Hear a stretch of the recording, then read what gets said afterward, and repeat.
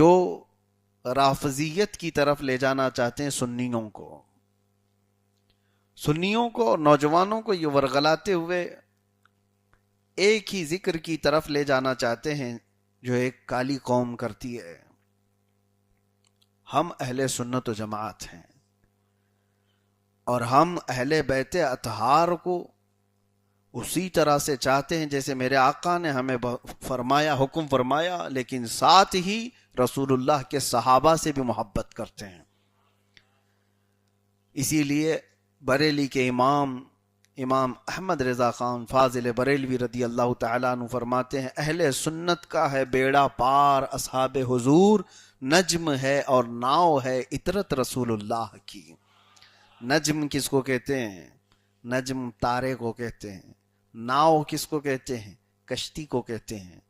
اور یہاں پر نجم اور ناؤ دو مثالیں دی اعلیٰ حضرت نے. تمہارے پاس تارے بھی ہیں، تمہارے پاس کشتی بھی ہے. یہ دو حدیثوں کی طرف اشارہ کرتے ہوئے فرمایا.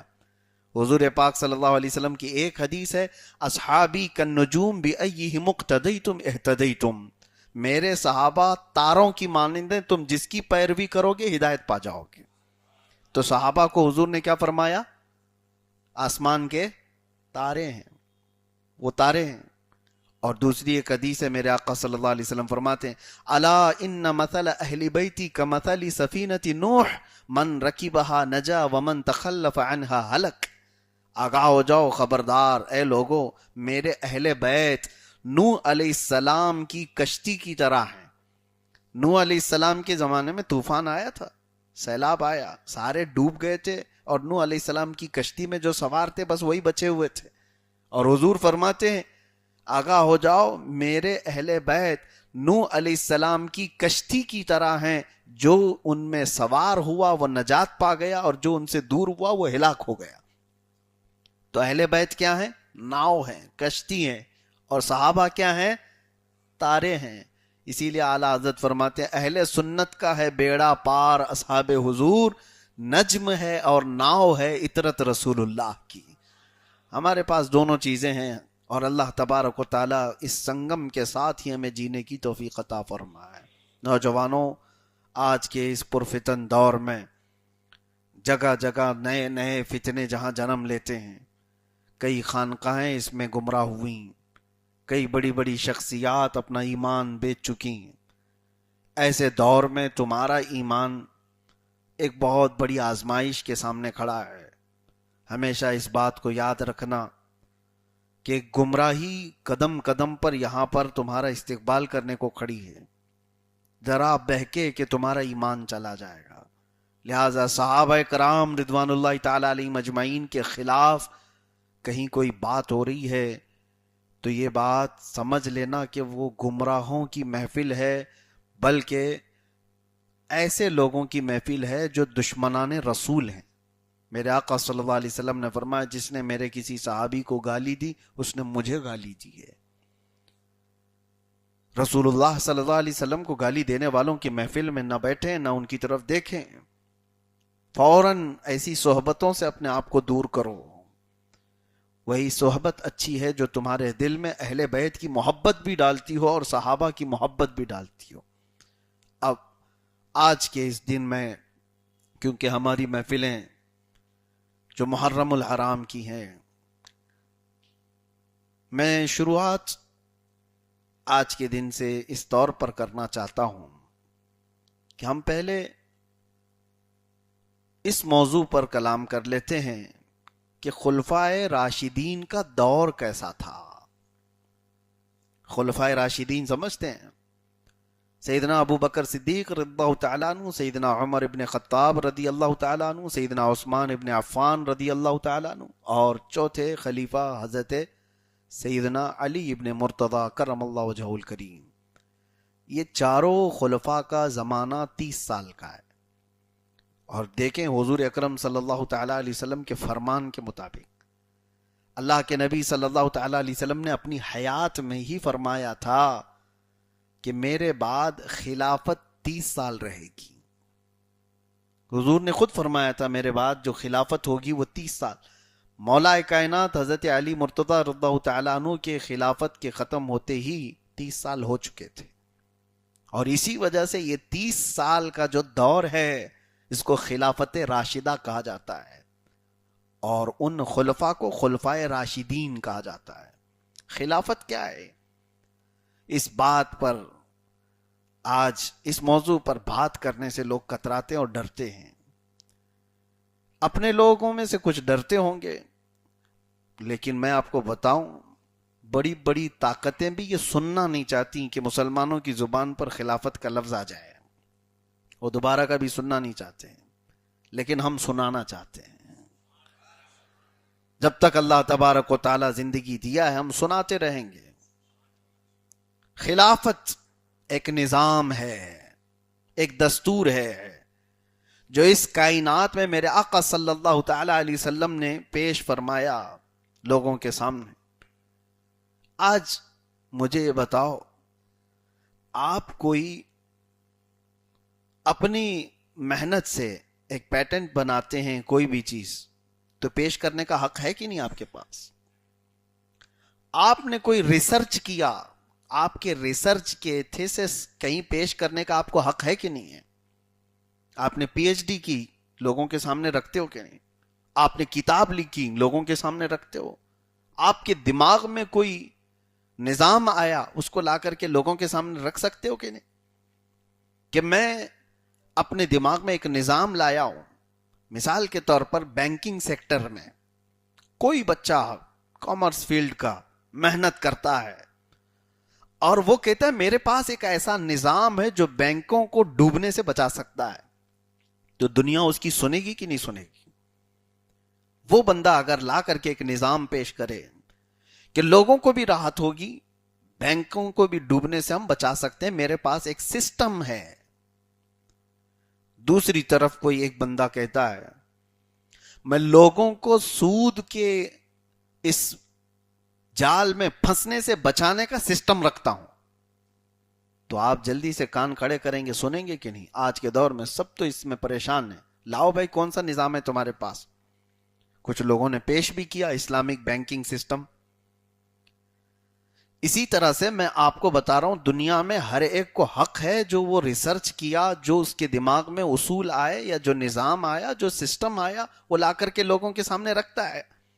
جتنے سائنٹسٹ ہیں انہوں نے اپنی تھیوریاں پیش کی کہ نہیں پیش کی؟ دنیا میں ان کی محنت تھی، ان کا ریسرچ تھا، آ کر کے انہوں نے اپنی تھیوری پیش کی، میرے دماغ سے یہ لگتا ہے کہ دنیا گول ہے، کوئی سائنٹسٹ کہتا ہے، اور کسی کی ریسرچ زمین کے بارے میں، آسمان کے بارے میں، تاروں کے بارے میں، سب جو سسٹم ہے وہ لوگوں کے سامنے پیش کرنے کا حق رکھتے ہیں۔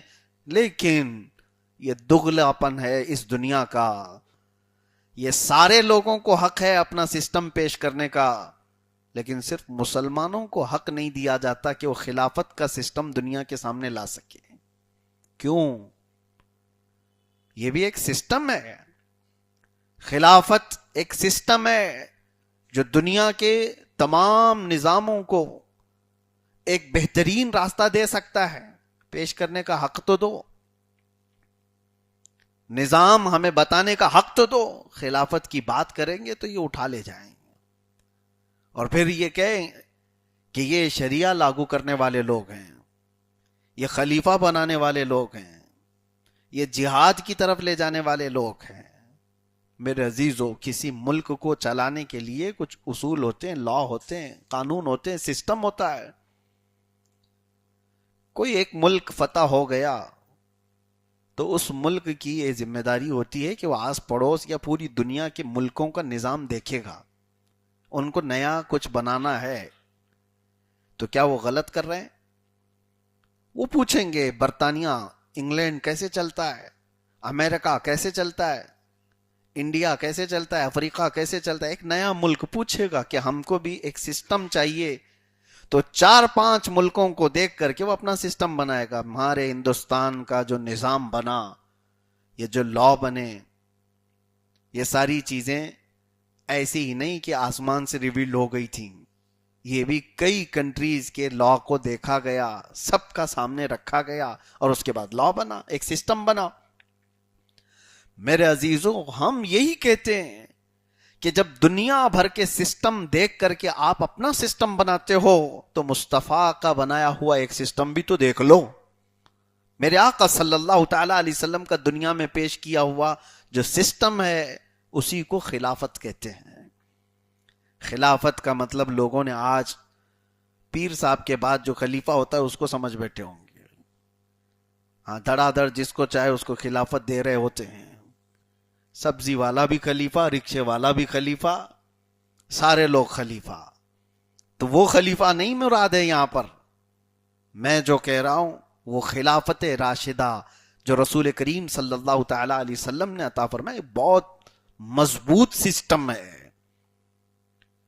اس سسٹم کو دنیا نے ایکسپٹ کیا. کیسے؟ عام لوگوں کی بات نہیں کر رہا ہوں, اس دور میں ایکسپٹ کیا تھا جب سپر پاور طاقتیں تھی اس دنیا میں, رومن ایمپائر, پرشین ایمپائر, اور ان لوگوں کو ماننا پڑا تھا اسلام اور مسلمانوں کے اس نظام کو. وہ نظام خلافت راشدہ کیا ہے میرے عزیزو؟ آؤ میں آپ کو بتاتا ہوں.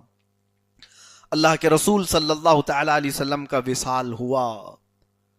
جیسے ہی آپ صلی اللہ تعالی علیہ وسلم کی وفات ہوئی 632 عیسوی اور 11ویں ہجری تھی. تاریخ اسلامی ہجرت کے بعد کا 11واں سال تھا. 632 عیسوی چل رہی تھی. اللہ کے حبیب صلی اللہ تعالی علیہ وسلم کے وصال ظاہری کے بعد صحابہ اکرام کی تعداد اس وقت مختلف روایات کے مطابق 1,20,000 یا 1,40,000 کے قریب تھی, جو رسول اللہ صلی اللہ تعالی علیہ وسلم کے دست حق پرست پر ایمان لائے تھے اور صحابیت کا شرف پائے تھے. 1,40,000 ایک بڑی تعداد ہے. اب مسلمانوں کا امیر کون ہوگا؟ رسول اللہ صلی اللہ علیہ وسلم کا نائب کون ہوگا؟ اس بارے میں پہلے تو سب کی الگ الگ رائیں تھیں. حضور پاک صلی اللہ تعالی علیہ وسلم کی وفات پیر کو ہوئی اور بدھ کے دن آپ صلی اللہ علیہ وسلم کی تدفین ہوئی.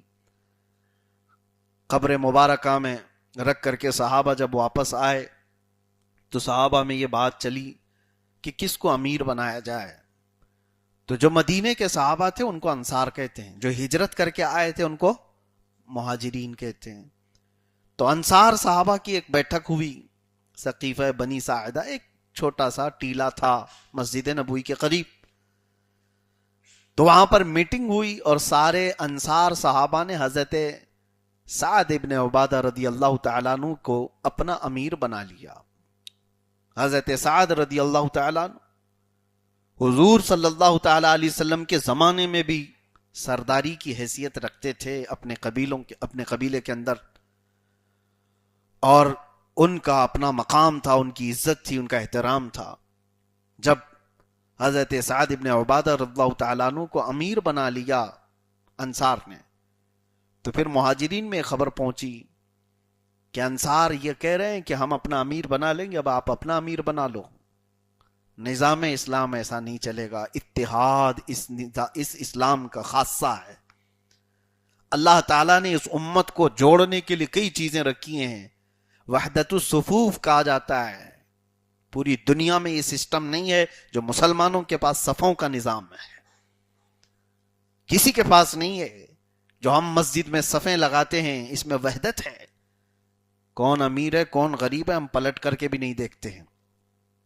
ہمارے کندھے سے کس کا کندھا لگا ہمیں خبر بھی نہیں ہوتی. کبھی سوچا آپ نے کہ کوئی گیرج میں کام کرنے والا میرے قریب آ کر کھڑا ہوا ہے؟ نہیں. آپ چاہے وقت کے امیر ہوں, اگر کوئی غریب کھڑا ہے تو آپ کو کندھا لگانا ہوگا. یہ وحدت الصفوف اسلام کا خاصہ ہے. اسی طرح سے نظام کے درمیان جب 2 امیر یا 3 امیر یا 4 امیر بن جائیں تو پھر تو ٹوٹنا طے ہو جاتا. مہاجرین آئے, ان میں سے حضرت عمر ابن خطاب رضی اللہ تعالیٰ عنہ, ابو عبیدہ بن جراح رضی اللہ تعالیٰ عنہ اور کئی صحابہ آئے. جب انہیں خبر ہوئی کہ انصار اپنا امیر بنا چکے تو انہوں نے کہا کہ یہ اختلاف ہو جائے گا. حضرت عمر رضی اللہ تعالیٰ عنہ حضرت ابو بکر صدیق رضی اللہ تعالیٰ عنہ کو لے آئے. سیدنا ابو بکر صدیق رضی اللہ تعالیٰ عنہ اس وقت ایک خطبہ دیتے ہیں اور انصار کی فضیلت میں بیان کرتے ہیں. اے انصار, اے جماعت انصار تمہاری فضیلت مسلم ہے، تمہارے احترام تمہارے اکرام سب مسلم ہیں، تمہاری فضیلت کا کوئی انکار نہیں کر سکتا۔ تم وہ جماعت ہو جو رسول اللہ کی مددگار تھی، تم وہ جماعت ہو جس کی طرف ہجرت کر کے میرے آقا آئے، تمہارے وطن کو حضور نے اپنا وطن بنایا، تم نے اپنے گھر سب کے لیے کھول دیے، اپنے مال اسباب سب کے لیے کھول دیے، تمہاری فضیلت اپنی جگہ پر۔ لیکن ایک بات یہ بھی یاد رکھو، مہاجرین جو ہجرت کر کے آئے وہ رسول اللہ کے قرابت دار تھے، رشتہ دار بھی ہیں، انہوں نے اپنے گھر چھوڑے ہیں، اپنے جائیدادیں چھوڑی ہیں، اپنا وطن چھوڑا ہے اللہ اور اس کے رسول کے لیے۔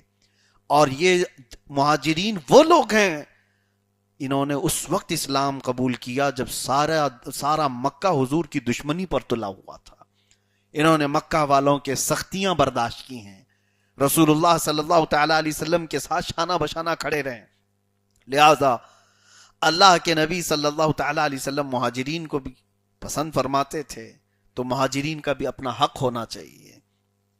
تو اسی اسنا میں مہاجرین اور انصار کی باتیں چل رہی تھیں، تو حضرت عمر فاروق رضی اللہ تعالیٰ عنہ کے ایک جملے نے یہ پورا اختلاف ختم کیا۔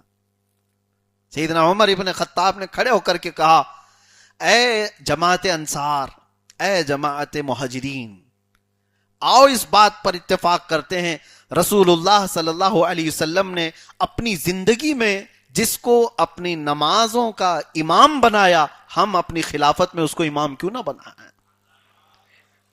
حضور پاک صلی اللہ تعالی علیہ وسلم جب علالت پر آئے، آخری وقت تھا، تو حضور اکرم صلی اللہ علیہ وسلم نے حضرت ابو بکر صدیق کو اپنے مصلی امامت پر کھڑا کیا تھا۔ 17 نمازیں انہوں نے حضور کی زندگی میں مسجد نبوی میں پڑھائی۔ تو جب اللہ کے نبی صلی اللہ تعالی علیہ وسلم نے ان کو امام بنایا مسجد نبوی کا، تو حضرت عمر کیا کہتے ہیں، جس کو رسول اللہ نے ہمارے دین کے لیے پسند کیا، ہم اپنی دنیا کا امیر اس کو کیوں نہ بنائیں؟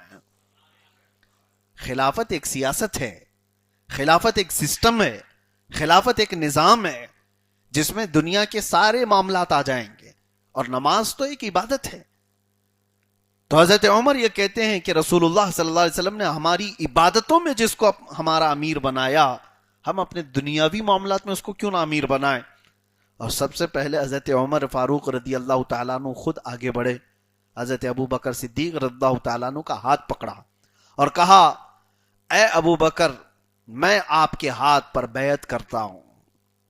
اور اس کے بعد حضرت ابو عبیدہ بن جراح، یہ عشرہ مبشرہ میں سے ہیں صحابہ، یہ آگے بڑھے، اور اس کے بعد پھر سارے صحابہ کے بعد دیگرے سیدنا ابو بکر صدیق رضی اللہ تعالیٰ عنہ کے ہاتھ پر سب نے بیعت کی، اور متفقہ طور پر سب نے اپنا امیر اور اپنا خلیفہ تسلیم کیا۔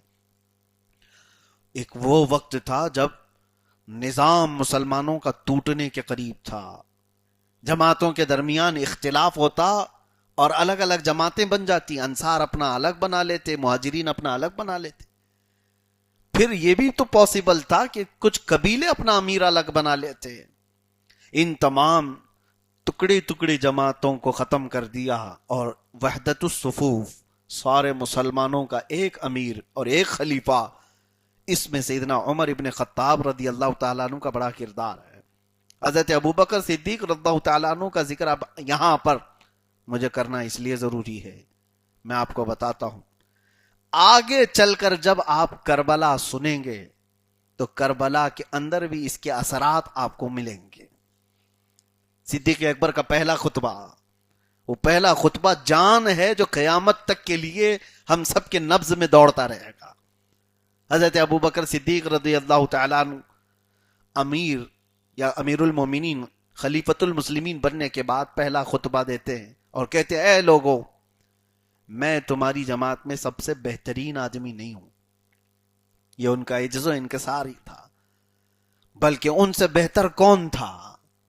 لیکن وہ کہتے ہیں میں تمہاری جماعت میں سب سے بہترین نہیں ہوں، لیکن اللہ اور اس کے رسول صلی اللہ تعالی علیہ وسلم کے احکامات نافذ کرنے کے لیے مسلمانوں نے مجھے اگر چنا ہے تو میں تم سب سے ایک بات کہتا ہوں، میرے نزدیک سارے لوگ برابر ہیں، اور پھر یہ فرماتے ہیں کہ جب تک میں رسول اللہ صلی اللہ تعالی علیہ وسلم کے نقش قدم پر چلتا رہوں میری اعانت کرو، میری مدد کرو، اور جہاں پر بہکتا ہوا دیکھا تو جو کوڑا اور جو درہ مجرمین کی سزا کے لیے ہے وہ میرے لیے بھی ہے۔ یہ بات ہوئی، اور اس کے بعد جو جملہ میں کہہ رہا ہوں جس میں کربلا تک کے اثرات آپ کو ملیں گے، وہ کیا ہے؟ آپ نے فرمایا ہر خلیفہ کو، ہر امیر کو اس وقت تک مانو جب تک وہ رسول اللہ کے قدموں پر کھڑا ہوا ہے، نقش قدم پر کھڑا ہوا ہے۔ جہاں وہ شریعت سے ہٹا تو پھر تم اس کی اعانت نہ کرنا، ورنہ ظالم کہلاؤ گے۔ یہی وہ اثر ہے جو کربلا کے میدان میں بھی دیکھنے کو ملتا ہے۔ سیدنا امام حسین رضی اللہ تعالیٰ عنہ کیوں نہیں تسلیم کر رہے تھے یزید کو امیر؟ اس لیے کہ ہمارے ابتدائی اسلامی دنوں میں ہی یہ گٹھی میں پلا دیا گیا تھا، خلیفہ وہی ہے جو رسول اللہ کی سنتوں پر قائم ہے، خلیفہ وہی ہے، امیر وہی ہے جو رسول اللہ کی شریعت کا محافظ ہے۔ اور جہاں کوئی شریعت کی دھجیاں اڑا رہا ہے، ہمیں تو بچپن میں ہی صدیق اکبر رضی اللہ تعالیٰ عنہ کی خلافت کے پہلے خطبے میں بتا دیا گیا تھا کہ اس کے بعد پھر ایسے کسی خلیفہ کا معاون یا مددگار ہونا ظالم ہونے کے برابر ہے۔ عزیزان گرامی، خلافت راشدہ جو تھی وہ اس روئے زمین کی سب سے بہترین حکومت، اس روئے زمین کی سب سے بہترین حکومت۔ حضرت عمر ابن خطاب رضی اللہ تعالیٰ عنہ دوسرے خلیفہ ہیں، حضرت عثمان ابن عفان رضی اللہ تعالیٰ عنہ تیسرے خلیفہ ہیں، حضرت علی مرتضی رضی اللہ تعالیٰ عنہ چوتھے خلیفہ ہیں۔ یہ ترتیب من جانب اللہ تھی، یہ اللہ تعالیٰ کی طرف سے ہے۔ یہ آج 1400 سال کے بعد آئے ہوئے کیڑے اس میں نقص نکالنے کی کوشش کرتے ہیں، پہلے وہ تھے دوسرے آ گئے۔ تم آج اپنے باپ داداؤں کو نہیں پہچان پاتے ہیں، اور وہ خلافت راشدہ کے درمیان جہاں اجلہ صحابہ موجود تھے، وہ صحابہ بھی ایسے ایسے صحابہ موجود تھے جو کسی بھی رعب و دبدبے سے دبنے والے نہیں تھے۔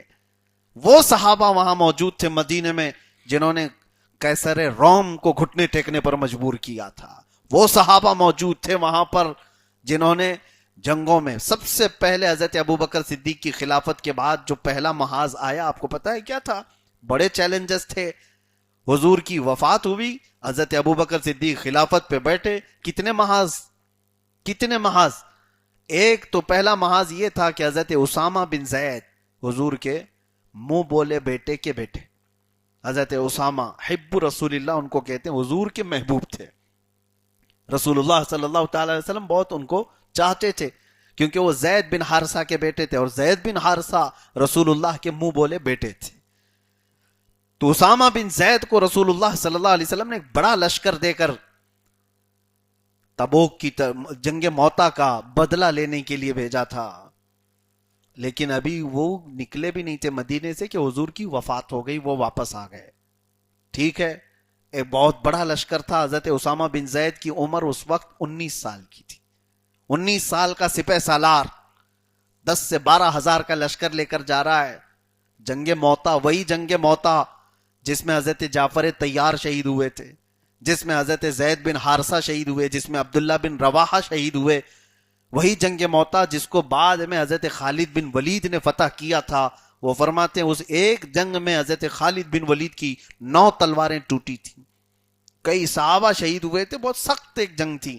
اس جنگ میں وہ ہمارے شہید صحابہ کا بدلہ انتقام تھا جس کے لیے رسول اللہ صلی اللہ تعالی علیہ وسلم نے حضرت اسامہ بن زید کو بھیجا تھا، لیکن وہ واپس آئے۔ حضرت ابوبکر صدیق خلافت کو یا خلافت کے مسند پر بیٹھتے ہی پہلا فیصلہ لیتے ہیں کہ اسامہ بن زید کو بھیجا جائے گا، اور اسی وقت کچھ علاقوں میں زکوٰۃ کے منکرین پیدا ہو گئے، کہا کہ اب ہم زکوٰۃ نہیں دیں گے، وہ رسول اللہ کی حیات میں دیتے تھے، اب نہیں دیں گے، جب نبی نہیں ہے تو اب زکوٰۃ بھی نہیں۔ زکوٰۃ اسلام کا ایک پلر ہے، اس کا انکار کرنا کفر ہے۔ آپ کو پتا ہے نا 5 پلرز آف اسلام، شروع سے پڑھتے آ رہے ہیں، ارکان اسلام، کلمہ شہادت، نماز، روزہ، زکوٰۃ اور حج۔ یہ ایک پلر کا انکار کر دینا، اس کو ڈھا دینا، زکوٰۃ کے منکرین پیدا ہوئے۔ اسی زمانے میں ایک شخص ہے مسیلمہ، اس نے اپنے نبی ہونے کا دعویٰ کر دیا، فوج بھی بنا لی، علاقہ بھی ایک فتح کر لیا۔ ایک طرف یہ یمن کے علاقے میں اسود عنسی نام سے اس شخص نے بھی نبوت کا اعلان کر دیا۔ ایک طلیحہ نام کا تھا، اس نے اپنی ایک جماعت بنا لی۔ کتنے ہو گئے؟ اتنے سارے محاذ پر حضرت ابوبکر صدیق کہتے ہیں میں اکیلا لڑوں گا۔ فیصلہ لیا، کہا کہ اسامہ بن زید کو بھیجو جہاں پر رسول اللہ نے انہیں بھیجا تھا۔ صحابہ سب آپس میں کہنے لگے مسیلمہ کذاب سے بھی مقابلہ کرنا ہے، اسود عنسی سے بھی مقابلہ کرنا ہے، منکرین زکوٰۃ سے بھی مقابلہ کرنا ہے، اور وہ طلیحہ سے بھی، اتنے سب سے، اور اسامہ بن زید کے ساتھ 10-12 ہزار کا لشکر بھی دے کر بھیج رہے ہو۔ حضرت ابوبکر صدیق رضی اللہ تعالیٰ عنہ مصر تھے، کہا کہ نہیں، باقی سارے محاذ پر تم مشورہ دو، لیکن اسامہ بن زید کو بھیجنے والے اس محاذ پر کوئی اور بات نہیں سنوں گا۔ حضرت عمر فاروق رضی اللہ تعالیٰ عنہ کو صحابہ آگے کرتے ہیں اور کہتے ہیں ابو بکر کو سمجھاؤ، اتنے محاذ پہ ایک ساتھ ہی لڑنا مناسب نہیں ہے۔ حضرت عمر آئے اور کہا کیا آپ نے یہ جو فیصلہ لیا آپ کو صحیح لگتا ہے؟ ابھی اس وقت اسامہ بن زید کو نہ بھیجا جائے تو اچھا ہوتا۔ تو حضرت عمر پر صدیق اکبر کا جو جلال تھا وہ پہلی بار میں نے کتابوں میں پڑھا۔ حضرت ابوبکر صدیق جلال میں، اور کہا اے عمر تجھ پر تیری ماں روئے، کہا تجھ پر تیری ماں روئے، کیا تم میرے بارے میں یہ گمان کرتے ہو کہ میں اس شخص کو روکوں جس کو رسول اللہ نے بھیجا تھا؟ اسامہ بن زید کو کسی اور نے نہیں، رسول اللہ نے بھیجا تھا۔ اس لشکر کو میں روکوں جس کو اللہ کے نبی نے بھیجا تھا؟ اور پھر فرماتے ہیں مدینہ پورا خالی ہو جائے، درندے آ کر کے میرا گوشت نوچ لیں، تب بھی میں اپنا فیصلہ نہیں بدلوں گا۔ حضرت عمر سر جھکائے باہر آئے اور لوگوں کو بہت چلایا اور کہا تم لوگوں کی وجہ سے مجھے ڈانٹ پڑی حضرت ابوبکر صدیق سے، تم سب نے مجھے آگے بڑھایا اور اتنا جلال میں نے نہیں دیکھا تھا۔ اور پھر کہتے ہیں حضرت عمر واللہ خدا کی قسم میں نے دیکھ لیا کہ حضرت ابوبکر صدیق کا سینہ ایمان سے کتنا بھرا ہوا ہے، یقین سے بھرا ہوا ہے، چھوڑ دو۔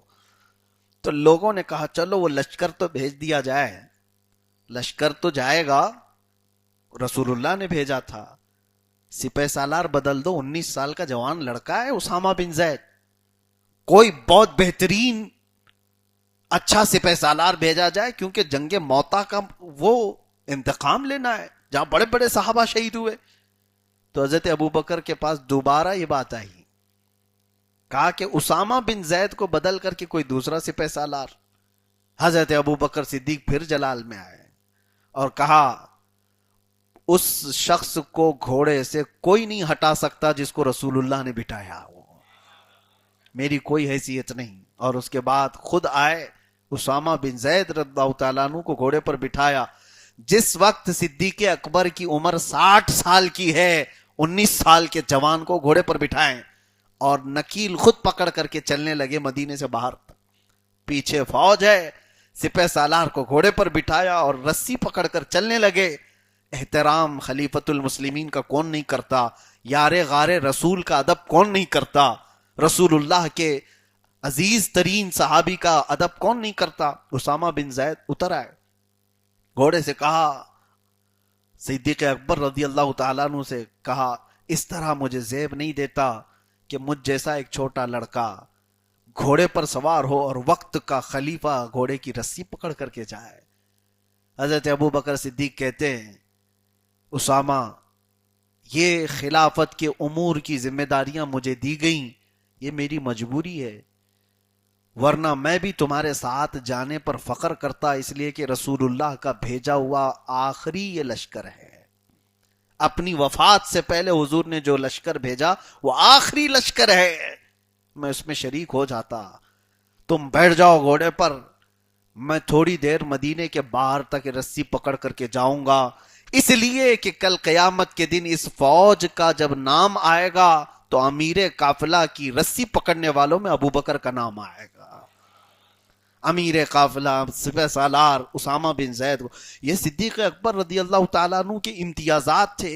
یعنی امتیازات کا مطلب فرسٹ پرائیورٹی کس چیز کو دیتے؟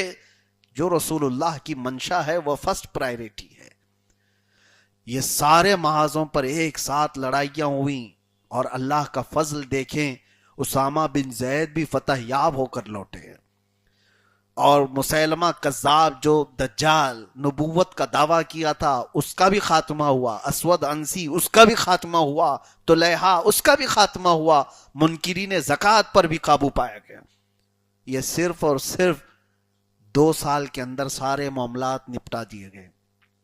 2 سال کے اندر. آج آپ کو سننے میں ایسا لگتا ہوگا کہ یہ کون سی بڑی باتیں ہیں. میرے عزیزو، گھر کی 4 دیواری کے اندر بیٹھ کر کے سننا آسان ہے، اور پورے نظام کو اس زمین پر قائم رکھنا، امپلیمنٹ کر کے اس کو سنبھالنا، یہ بڑے بڑے لوگوں کے بھی پسینے چھوٹ جاتے ہیں. حکومت کے اندر جب بغاوت ہو جائے تو اس کو کیسے سر کیا جائے، یہ ساری چیزیں نظام خلافت میں سیدنا ابو بکر صدیق رضی اللہ تعالیٰ عنہ کا بڑا کردار رہا ہے.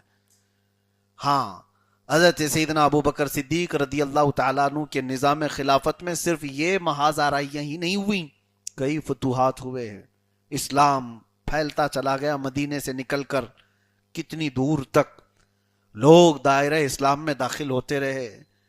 اور سیدنا ابو بکر صدیق رضی اللہ تعالیٰ عنہ کے نظام خلافت کے درمیان جو سب سے اچھی باتیں تھیں، وہ چند چیزیں تو مجھے عرض کرنا ہے، اس لیے کہ میرا آج کا عنوان ہے خلافت راشدہ. وہ دور کتنا سنہری دور تھا، خلفائے راشدین کا دور. اور اس کے بعد میں عرض کرتا ہوں کہ اس دور کو قائم ہونے کے لیے کیا کیا چیزیں ہونی چاہیے. خلافت ایک سسٹم ہے جو رسول اللہ صلی اللہ تعالیٰ علیہ وسلم کا عطا کیا ہو، اس کو پورے طور پر پورے صحیح جمیلہ کے ساتھ سیدنا ابو بکر صدیق رضی اللہ تعالیٰ عنہ نے نافذ کر کے دکھایا. راتوں کو سوتے نہیں تھے اور دن بھر نظام خلافت، حتیٰ کہ جب دیکھا گیا وہ اپنا کام کاج بھی کر رہے ہیں اپنے گھر کی کمائی کے لیے، اور خلافت کے امور بھی. یہ پہلی مرتبہ ہوا سارے صحابہ نے اتفاق رائے سے خلیفہ کی تنخواہ مقرر کی، کہا بیت المال سے خلیفہ وقت کی تنخواہ دی جائے، اس لیے کہ یہ سارے امور میں جب یہ مصروف ہوتا ہے تو وہ خود اپنا گھر چلانے کے لیے کمائے گا کہاں سے. ان کی یہ پہلے حضرت ابو بکر صدیق رضی اللہ تعالیٰ عنہ کا وظیفہ مقرر ہوا، تنخواہ سیلری جاری کی گئی. لیکن وہ سیلری تھی کتنی، وہ تنخواہ کتنی تھی، وہ تنخواہ کتنی تھی آپ کو میں بتاؤں. کئی دن گزر گئے، حضرت ابو بکر صدیق کی بیوی ان کے حالات دیکھ کر کہتی ہیں کہ کبھی تو ہم نرم غذا کھا لیں. یعنی نرم غذا نہیں ملتی ہوگی اتنی تنخواہ میں.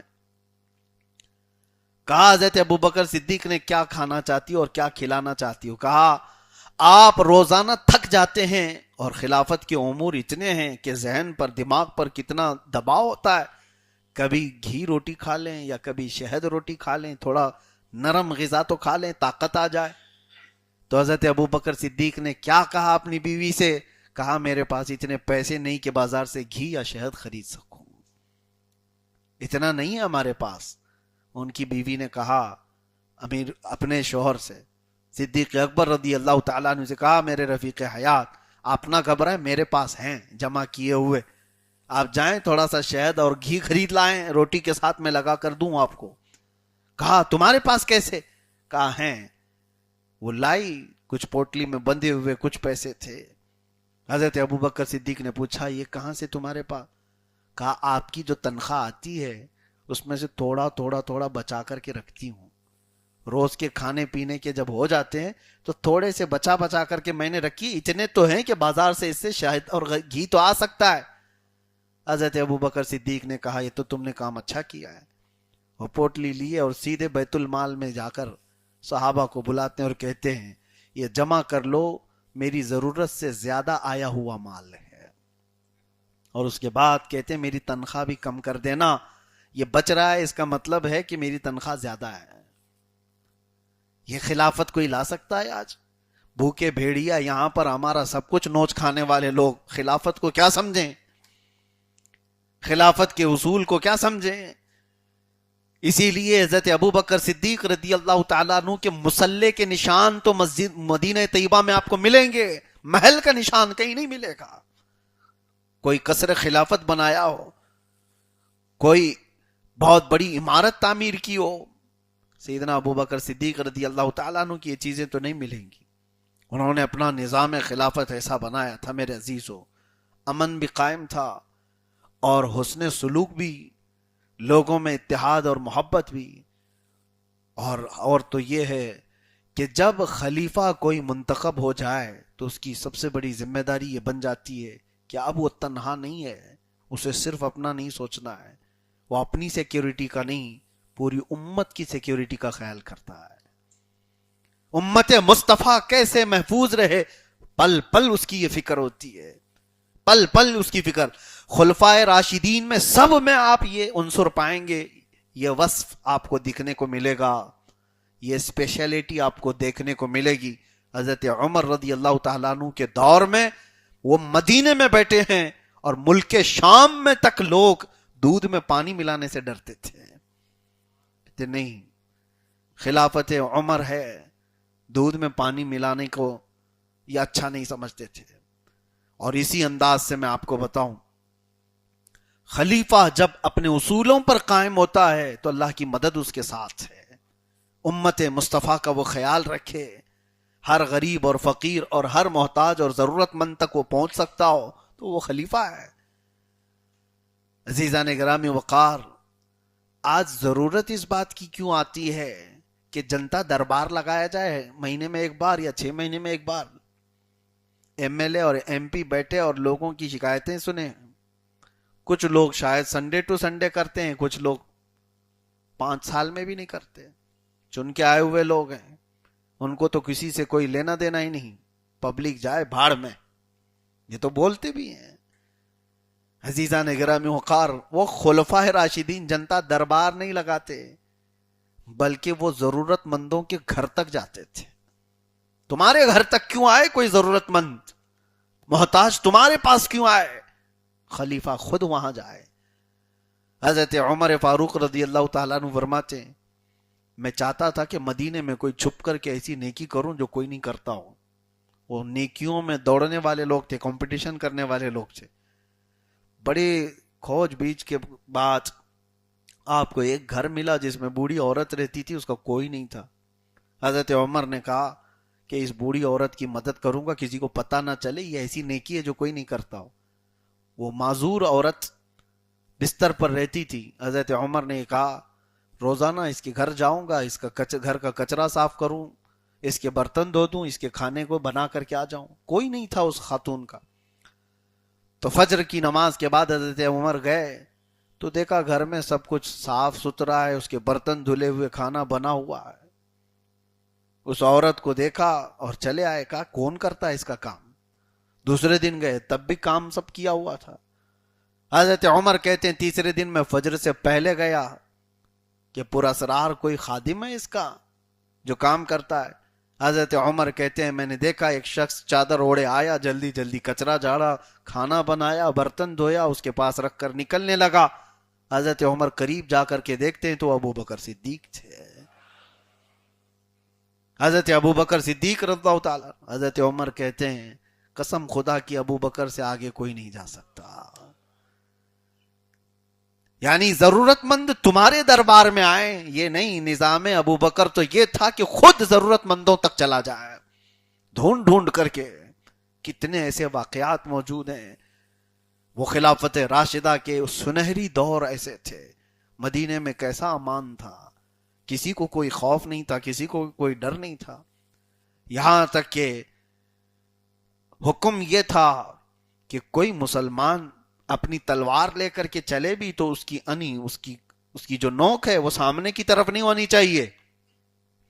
جو تلوار کندھے پر لٹکائی جاتی تھی تو تلوار جب لٹکتی تھی تو وہ تو چاند کی طرح سے سامنے اس کی نوک اس طرح ہوتی تھی۔ عربوں کا رواج تھا آپ کے دور میں، بلکہ رسول اللہ صلی اللہ علیہ وسلم کے فرامین میں اس کو منع کر دیا گیا۔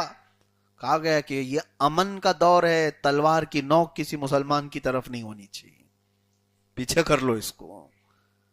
وہ پرامن دور تھا صدیق اکبر رضی اللہ تعالیٰ عنہ کے دور خلافت میں۔ قرآن پاک کے جمع کا بھی بڑا ایک کردار ہے، بہت سارے چیزیں کی گئیں جو اصلاحات ہوئے۔ پھر دور فاروقی جو آیا، اللہ اکبر، حضرت عمر فاروق رضی اللہ تعالیٰ عنہ کا دور تو وہ ہے جس کو رہتی دنیا تک فراموش نہیں کیا جا سکتا۔ سچ بتا رہا ہوں کہ اگر میں مسلسل 1 مہینے تک بھی بیان کروں تو خلافت فاروقی کے امور کو میں بیان نہیں کر پاؤں گا۔ پوری دنیا کے لیے وہ ایسا آئیڈیل ہے، کیا کیا میں بیان کروں، جنگوں کے نظام کو بیان کرے، امیروں کے انتخاب پر بیان کرے، نظام خلافت کو چلانے کے لیے اپنے شورا کے بارے میں بیان کرے، سیدنا عمر ابن خطاب رضی اللہ تعالیٰ عنہ کس طرح سے لوگوں کو مشورہ دینے کے لیے چنتے تھے۔ سب سے بڑی بات میں بتا رہا ہوں، اکثر جگہ پر لوگ جو بہکتے ہیں ان کے مشیروں کی وجہ سے۔ مشیر کا مطلب سمجھتے ہیں؟ ایڈوائزر، مشورہ دینے والے۔ جب منافق لوگ امیروں کو مشورہ دینے والے ہوں گے تو نظام گڑبڑاتا ہے۔ حضرت سیدنا عمر ابن خطاب رضی اللہ تعالیٰ عنہ کی سب سے کڑی نظر اس پر ہوتی تھی، سب سے کڑی نظر کہ تمہیں مشورہ دینے والا ہے کیسا، سب سے پہلے یہ دیکھو۔ اور لوگوں کو پہچاننے کا ایک اصول بتایا، آپ کو میں بتاتا ہوں۔ حضرت عمر فاروق رضی اللہ تعالیٰ عنہ کا اصول کیا تھا؟ ایک بار آپ کو کسی سے کچھ معاملہ کرنا تھا، معاملہ کا مطلب کوئی بھی چیز اس سے لین دین کرنی ہو، کچھ بھی ہو۔ حضرت عمر فاروق رضی اللہ تعالیٰ عنہ نے مدینے میں پوچھا، کوئی ہے جو اس آدمی کی گواہی دے سکے، سچا ہے، یہ امانت دار ہے، یہ دیانت دار ہے؟ کوئی ہے؟ یہ نیا آدمی لگتا ہے، مجھے اس کے بارے میں کوئی گواہ چاہیے، یہ اصول سمجھ کے جائیے آج آپ۔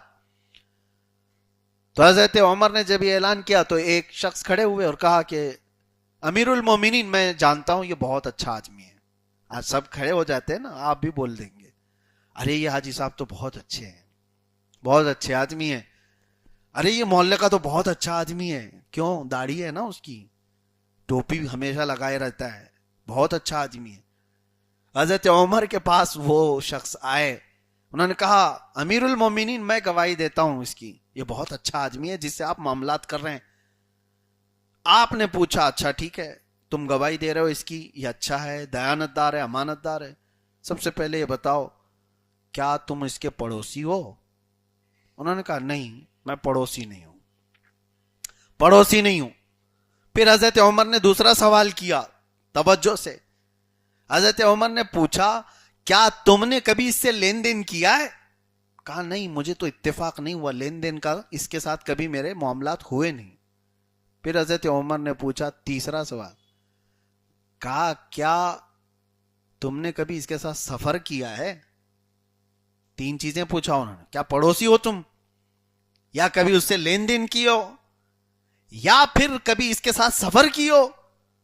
وہ صحابی نے کہا، نہیں، میں نے سفر بھی نہیں کیا۔ تو حضرت عمر جلال میں کہا، چپ بیٹھ جاؤ، تم اس کی گواہی دینے کے قابل ہی نہیں ہو، مجھے پتا ہے تم نے اس کو اچھا کہا، دیانت دار کہا، کہاں دیکھا؟ مسجد میں دیکھا نا اس کو؟ انہوں نے کہا، ہاں، اس کو تو میں 5 وقت نماز پڑھتے ہوئے تو دیکھتا ہوں۔ حضرت عمر کہتے ہیں، جس کو صرف مسجد میں دیکھ رہے ہو اس کی گواہی نہ دو۔ حضرت عمر کا یہ مزاج تھا، کہا اس سے معاملات کیے ہوئے ہو یا اس کے پڑوسی ہو تو پھر دیکھو وہ کس طرح کے معاملات کرتا ہے۔ انسان اپنی ساری حقیقتیں صرف مسجد میں نہیں کھولتا، اس کے ساتھ جب معاملات ہوتے ہیں تب وہ حقیقت کھلتی ہے، کتنا سچا ہے، لین دین میں کیسا ہے۔ میرے عزیزو، حضرت عمر فاروق رضی اللہ تعالیٰ عنہ سب سے زیادہ اس بات پر فوکس کرتے تھے کہ مشیر کیسا ہے، مشورہ دینے والا کیسا ہے، اور نظام بہترین چلتا تھا۔ اور مشیروں کو بھی دیکھتے تھے، مشورہ دینے والے کے لیے کرائیٹیریا تھا کہ کوئی بھی جھٹ سے اٹھ کر کے امیر المومنین کو مشورہ دے دے، کل سے یہ کر لیجئے، ٹھیک ہے، آپ کا مشورہ سنیں گے، ہم آپ کو بھی دیکھیں گے آپ کس لائق ہیں۔ آج ہم سب کے لیے بھی یہ بات رہنما اصول میں سے ہونا چاہیے، سنو سب کی، مشورے سب کے لو ہوں، لیکن پھر آپ یہ دیکھو کہ وہ کس فیلڈ سے تعلق رکھتا ہے، اس کی اہلیت کیا ہے، وہ معاملات میں کیسا ہے اور اللہ کی بارگاہ میں کیسا ہے، اس کے بعد پھر آپ عمل کرو۔ ایرے غیرے نتھو کھیرے کی باتوں کو سن کر کے جب عمل کر لیتے ہیں تو اللہ کی مدد نہیں ہے اس میں۔ سیدنا عمر ابن خطاب رضی اللہ تعالیٰ عنہ کا دور خلافت وہ عظیم دور تھا، جس کو میں آپ کو بتاؤں، ہمارا ملک ہندوستان جب آزاد ہوا تو آزادی کے فوراً بعد نظام بنایا جا رہا تھا کہ ملک میں کیسا نظام ہو۔ ظاہر سی بات ہے، آج تک بھی یہ بات کا چرچا چلتا ہے کہ ڈاکٹر بی آر امبیڈکر نے ایک ٹیم لی اور ایک لا کا پورا سسٹم بنایا۔ پورے جتنے تعزیرات ہند ہیں، جس کو آئی پی سی کہا جاتا ہے، بہت ساری چیزیں یہ دھیرے دھیرے امینڈمنٹ ہوتے ہوتے ایک بڑا ہمارا لا بن گیا مضبوط۔ ہر ملک کو ضرورت تو ہوتی ہے، تو جب ہمارا ملک آزاد ہوا تو کچھ قوانین تو وہی تھے جو انگریزوں کے چلے آ رہے تھے، کچھ اس سے پہلے کے بھی تھے، لیکن سسٹم بننا ہے، آئین، دستور، پارلیمنٹ کیسے چلے گی، یہ سارا سسٹم بننا ہے۔ اس دور کی بات میں کر رہا ہوں۔ اس وقت موہن داس کرم چند گاندھی جی نے کہا تھا کہ میرے پاس مثال دینے کے لیے کالپنک شخصیات ہیں، یعنی جن کا صرف خیال کیا جا سکتا ہے، ایسے کچھ کالپنک شخصیات ہیں، لیکن فیلڈ میں اگر کسی نے کچھ کر کے دکھایا ہے تو وہ مثال میں صرف ابو بکر اور عمر کی پیش کر سکتا ہوں۔ کہانیاں بہتوں کی ہیں، ایسا راج تھا ویسا راج تھا، کہانیاں بہت ہیں، لیکن ان کے بارے میں ہمیں پتہ ہی نہیں ہے کہ تھے بھی کہ نہیں تھے۔ یہ ہماری بات نہیں ہے، یہ گاندھی جی کی بات ہے۔ گاندھی جی نے کہا تھا کہ ابو بکر اور عمر کو میں پیش کر سکتا ہوں نظام چلانے کے لیے، ان سے بہترین مثال نہیں ہو سکتی۔ پڑھے لکھے لوگ سمجھ سکتے ہیں میرے عزیزوں، دنیا نے اس چیز کو ایکسپٹ کیا، تسلیم کیا۔ وجہ کیا تھی؟ الفضل لما شہید بہ الاعداء، فضیلت تو اس کی ہے جس کی دشمن بھی گواہی دیتے ہوں، فضیلت تو اس کی ہے۔ سیدنا عمر ابن خطاب رضی اللہ تعالیٰ عنہ، سارے جتنے بھی علاقے فتح ہوتے تھے، ان علاقوں پر جب امیر منتخب کرنا ہوتا تو اس میں آپ کی بڑی گہری نظر ہوتی تھی، بڑی گہری نظر ہوتی تھی۔ ایک اصول ان کا یہ تھا کہ جو اپنے اوپر خرچہ کرتا ہے وہ امیر نہیں ہو سکتا۔ حتیٰ کہ کچھ امیروں کو آپ نے صرف اس لیے سسپینڈ کیا تھا کہ وہ اعلیٰ نسل کے گھوڑے استعمال کرتے تھے، سسپینڈ کر دیا تھا۔ ان کے بارے میں یہ باتیں آئی تھی کہ یہ بہت قیمتی مہنگے گھوڑوں پر سواری کرتے ہیں، آپ نے ان کو ہٹا دیا کہ گورنر آپ نہیں ہو۔ آپ کو جب بنایا گیا ہے تو امت کی فکر کے لیے بنایا گیا ہے، امت کی فکر۔ اور اس فکر میں سیدنا عمر ابن خطاب رضی اللہ تعالیٰ عنہ نے جو نظام بنایا تھا، میرے عزیزو، آج کے دور میں بھی آپ کے بنائے ہوئے نظام کی ضرورت ہوتی ہے۔ فوج کے لیے کس طرح کے لوگ بھرتی کیے جائیں گے، فوج کو کتنے دنوں تک دور رکھا جائے گا ان کے اپنے خاندان، ان کی بیویوں سے۔ 4 مہینے سے زیادہ کسی فوجی کو باہر رہنے کی اجازت نہیں تھی کہ وہ غلط کاریوں میں مصروف نہ ہو جائے اور ادھر اس کی عورت کے جو حقوق ہیں وہ بھی پامال نہ ہوں۔ یہ نظام بنایا ہوا عہد فاروقی کا ہے۔ دنیا اس وقت فوجیوں کے حقوق نہیں مانتی تھی، فوجوں پر جو بھی کیا جاتا ہے یہ سمجھا جاتا ہے کہ لڑنے بھڑنے کے لیے یہ لوگ پیدا ہوئے ہیں، ان کا کوئی خاندان، ان کے کوئی بیوی بچے۔ میرے عزیزو، یہ اپنے گھروں کے پیچھے جو چھوڑ آئے، ان عورتوں کی بھی تو زندگیاں ہیں، ان کی بھی ضروریات ہیں۔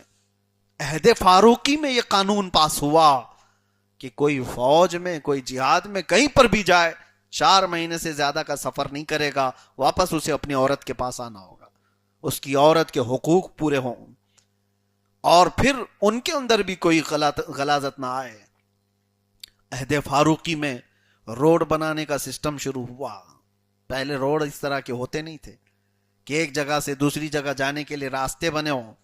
یہ سیدنا عمر ابن خطاب رضی اللہ تعالیٰ عنہ کے زمانے میں، اور آپ کو میں بتاؤں بالکل ڈیولپڈ جو لے آؤٹ بنائے جاتے ہیں، ٹاؤن شپ جس کو کہیں، یہ سب سے پہلے عہد فاروقی میں کوفہ اور بصرہ بنایا گیا تھا۔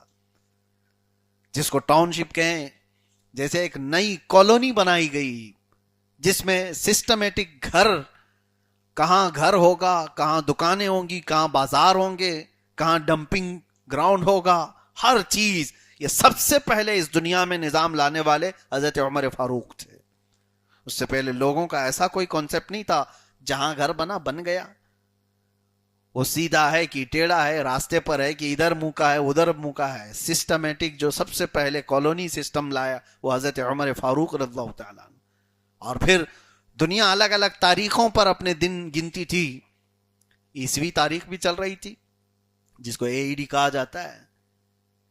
یہ زمانے سے الگ الگ تاریخیں چلتی تھیں. حضرت عمر فاروق رضی اللہ تعالیٰ عنہ نے فرمایا اسلام ایک پورا سسٹم ہے، کسی چیز میں کسی کا محتاج نہیں. اسلام کی اپنی تاریخ ہوگی تو ہجری تاریخ جو شروع ہوئی یہ حضرت عمر فاروق نے شروع کیا تھا. حضرت عمر فاروق رضی اللہ تعالیٰ عنہ نے اسلام کی اپنی ایک تاریخ بنائی کہ روز اس کی بھی ایک تاریخ ہوگی. اور شروع کہاں سے کیا؟ جب رسول اللہ صلی اللہ علیہ وسلم ہجرت فرما کر مکہ سے مدینے تشریف لائے، وہاں سے پہلی ہجری کو شروع کیا. تاریخ کا، ہجرت کا، ہجری تاریخ جو آج بھی آپ دیکھتے ہیں، ویسے مسلمانوں کو اب ہجری تاریخ سے کہاں لینا دینا. یہ سنڈے منڈے جنوری فیبروری والے لوگ رہ گئے. اب اتنا تو معلوم ہے کہ ہماری محفل میں آئے ہو تو محرم تو ہے، مہینے پہلے سے تھے، لیکن تاریخ اس میں جو بنائی گئی ہے ہجری تاریخ کب سے شروع ہوئی؟ یہ عہد فاروقی سے شروع ہوئی. میرے عزیزوں، کیا آج ہم اس تاریخ کو بھی یاد رکھتے ہیں؟ آپ مجھے بتا سکتے ہیں یہ ہجری کا کون سا سال چل رہا ہے؟ 1458. بہتوں کو اس چیز کی خبر بھی نہیں رہتی کہ 1448 چل رہا ہے، 1445 چل رہا ہے، کچھ پتہ ہی نہیں ہے. توجہ دو، تمہاری اپنی آئیڈینٹی ہے، یہ تمہاری اپنی شناخت ہے، اور دنیا نے اس کو تسلیم کیا تھا، دنیا نے اس کو مانا تھا. اور دنیا کو جب کبھی کوئی معاملات کرنے ہوتے عربوں سے، وہ یہ نہیں کہتے کہ 15 جنوری کو یہ ہونا ہے، وہ کہتے 15 رجب کو یہ چاہیے. میرے عزیزو، آج آپ اپنی تاریخوں کا اہتمام کیوں نہیں کرتے؟ ہمیں تو کتنے لوگوں کو پوچھنا پڑتا ہے، سیدھے منہ اٹھا کر کے آگے کہا حضرت 25 سپٹمبر کو میری شادی ہے، آپ ہیں کہ نہیں ہیں؟ ہم ان سے پوچھتے ہیں اس کے مطابق مہینہ کون سا ہے اسلامی، ہم یہ تو دیکھ لیں. ان کو پتہ ہی نہیں. اچھا وہ بھی ہے، میں دیکھ کر کے آتا ہوں، سپٹمبر میں کیا چل رہا ہے وہ دیکھتا ہوں. تمہیں یہ ہونا چاہیے تھا پہلے آ کر کے کہتے کہ 20 ربیع الاول کو شادی ہے، پھر ہمیں پوچھنا پڑتا کہ اس میں سپٹمبر ہے کہ اکتوبر ہے. تمہاری فرسٹ پرائیورٹی یہ ہونی چاہیے تھی. آپ پہلے اس ہجری تاریخ کو ترجیح دو جو ہماری شناخت ہے، جو ہماری پہچان ہے. لوگوں نے اس کو چھوڑ دیا ہے. اور یہ قمری مہینے ہیں، اللہ تبارک و تعالیٰ کے بنائے ہوئے ہیں.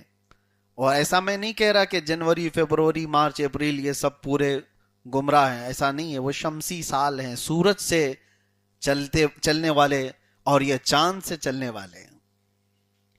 یہ دونوں اللہ تبارک و تعالیٰ کے نظام کائنات میں موجود ہیں. ہم اس سے اپنے آپ کو دور نہیں کر رہے ہیں، لیکن جہاں ہماری پہچان بنائی گئی ہے اس پہچان کو بھی تو قائم رکھو، اس پہچان کو باقی رکھو. عربوں میں آج بھی سسٹم ہے. عرب میں آپ جائیں گے تو وہاں پہلی تاریخ آپ کو یہ نظر آئے گی اسلامی تاریخ، اور اس کے بعد جو موافق دوسری تاریخ ہے اس کو بھی بیان کر دیا جاتا ہے. یہ حضرت عمر فاروق رضی اللہ تعالیٰ عنہ کا بنایا ہوا سسٹم ہے. تاریخ بنانا ایسا آسان کام نہیں ہے. اور لوگوں کے لیے میرے عزیزو، سیدنا عمر ابن خطاب رضی اللہ تعالیٰ عنہ نے جو سہولیات قائم کی، یہ جو ڈاک کا سسٹم ہے، پوسٹ آفس جو ہوتے ہیں، یہ حضرت عمر کا بنایا ہوا ہے. ڈاک سسٹم کہ کیسے خطوط جائیں گے، کیسے خطوط وصول کیے جائیں گے، اس کی ڈیوٹی کس کی ہوگی، کون لوگ اس میں باضابطہ سیلریڈ لوگ تھے. محکمہ ڈاک اس کو کہا جاتا ہے، ٹیکسال جس کو کہتے ہیں. پھر کرنسی کا جو سسٹم آیا کہ کچھ بھی نہیں چلے گا، یہ حضرت عمر فاروق رضی اللہ تعالیٰ عنہ نے قائم فرمایا کہ ہماری اپنی پہچان ہوگی. آج ہر کنٹری میں آپ جائیں, کسی بھی ملک میں جائیں, پہلے ایسا نہیں ہوتا تھا. ایک ملک ہوتا, کئی سکے ملتے آپ کو وہاں پہ. پہلے سسٹم ایسا تھا, ایک ملک ہے, سکے کئی ہوتے تھے, سونے کے بھی ہیں, چاندی کے بھی ہیں, پیتل کے بھی ہیں, تانبے کے بھی, اور الگ الگ نقشے کے ہیں, چلتے تھے. تو ان کی اصلی ویلیو سے چلتے تھے. یعنی سونے کا اتنا وزن کا سکہ ہے, وہ چاہے اس پر کچھ بھی چھپا ہوا ہو, ویلیو ہے. چاندی کا سکہ ہے, اس پر کچھ بھی چھپاؤ, گھوڑا چھپاؤ, ہاتھی چھپاؤ, بادشاہ چھپاؤ, کچھ بھی ہو, لیکن اس کی اپنی ویلیو ہوتی تھی. تو اس طرح سے سکے چلتے تھے. یہ سیدنا عمر ابن خطاب رضی اللہ تعالیٰ عنہ نے ایک کرنسی جاری فرمائی اسلامی, درہم و دینار کو خاص فرما دیا گیا, اور اس کی ویلیو بھی تقریباً طے کر دی گئی. اور اسی پر سب کچھ نظام ڈیپینڈ ہے. کس کے پاس کتنے درہم ہو تو مالک نصاب ہے, کس کے پاس کتنے دینار ہو تو مالک نصاب ہے, زکوٰۃ دینے کے قابل ہے. یہ سب کرنسی بننے کے بعد ہر ایک کا وزن طے کیا گیا. دینار اتنے ہی وزن کا ہوگا, درہم اتنے ہی وزن کا ہوگا, اور جس کے پاس 40 دینار آ گئے وہ مالک نصاب ہے. جس کے پاس 200 درہم آ گئے, درہم چاندی کے ہوتے تھے, درہم چاندی کے ہوتے تھے, وہ مالک نصاب ہے. آج آپ سے, یہ پڑھے لکھے لوگ ہیں, آپ لوگ بہت پڑھے لکھے لوگ ہیں, لیکن ایک مسئلہ میں آپ سے پوچھتا ہوں. زکوٰۃ دینے کے لیے ہر سال سنتے تو ہوں گے, مالک نصاب جس کو کہتے ہیں نا, جس کو اوپر زکوٰۃ فرض ہے, اس کے لیے سونا کتنا ہونا چاہیے؟ کتنا سونا اس کے پاس ہو, گولڈ کتنا ہو اس کے پاس جس کو زکوٰۃ دینا واجب ہے؟ بہت اچھا, کتنا؟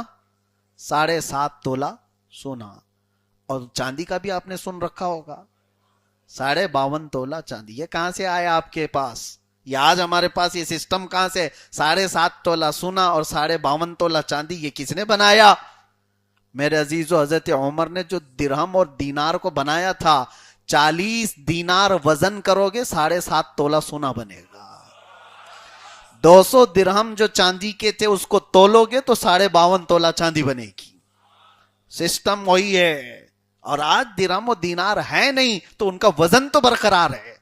اب قیامت تک کے لیے وہ سسٹم بنا ہوا ہے.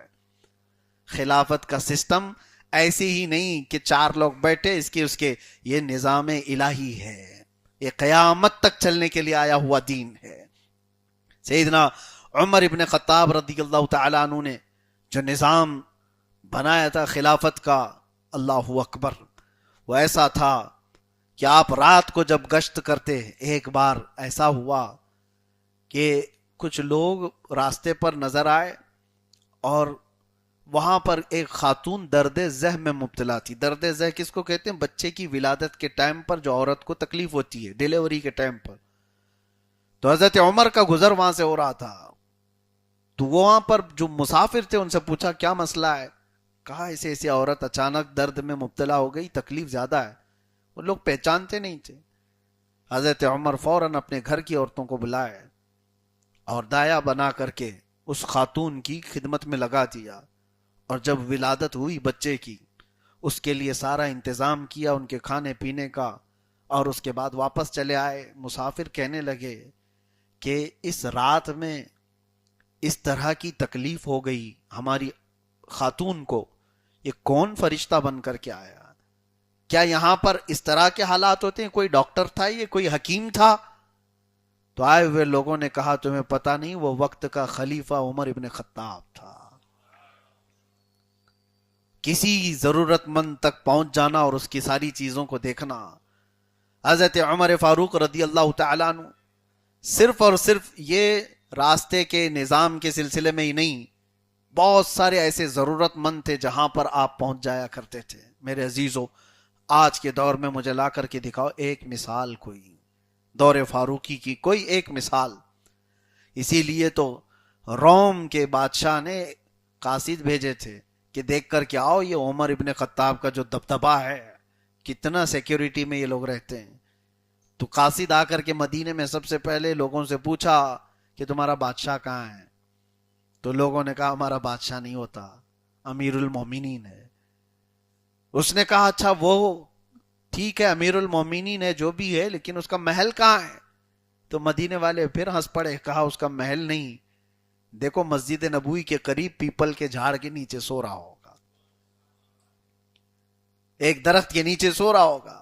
وہ قاصد آیا اور دیکھا تو سیدنا عمر ابن خطاب رضی اللہ تعالیٰ عنہ کو تنہا درخت کے نیچے آرام کرتے ہوئے پایا، اور وہ سوچنے پر مجبور ہو گیا کیا یہ عمر ابن خطاب ہے جس سے ہمارے بادشاہ ڈرے ہوئے ہیں، ہماری فوجیں ڈری ہوئی ہیں، اور یہ آرام کی نیند سو رہا ہے، اور میں اکیلا ہوں، چاہوں تو ابھی اس کو مار بھی سکتا ہوں۔ حضرت عمر کی آنکھ کھل گئی اور دیکھتے ہی اس سے کہا جو تو سوچ رہا ہے وہ ہو نہیں سکتا۔ اللہ تبارک و تعالیٰ کے اس نظام کو جب تک اللہ کی رضا کے لیے کوئی چلائے تو بندہ اللہ کی حفاظت میں ہوتا ہے، اللہ کی حفاظت میں ہے۔ تو وہ ڈر کے کپاتا رہا اور کہا کہ ہمارے بادشاہوں کا سسٹم ایسا ہے، اتنے بڑے دربار ہیں، اتنے بڑی فوج ہے، ان کے لاؤ لشکر، ان کے تمام ساز و سامان اٹھانے والی ایک الگ جماعت ہے، وہ سب ہونے کے باوجود جھاڑ کے نیچے سوئے ہوئے خلیفہ سے کتنا ہم ڈرتے ہیں، کیوں ایسا ہے؟ حضرت عمر نے جواب میں کہا تمہارے بادشاہوں نے قوم کا خون چوس کر کے کرسی بچھائی، اور ہمیں اللہ تبارک و تعالیٰ نے اپنی مخلوق کی خدمت کے لیے بٹھایا۔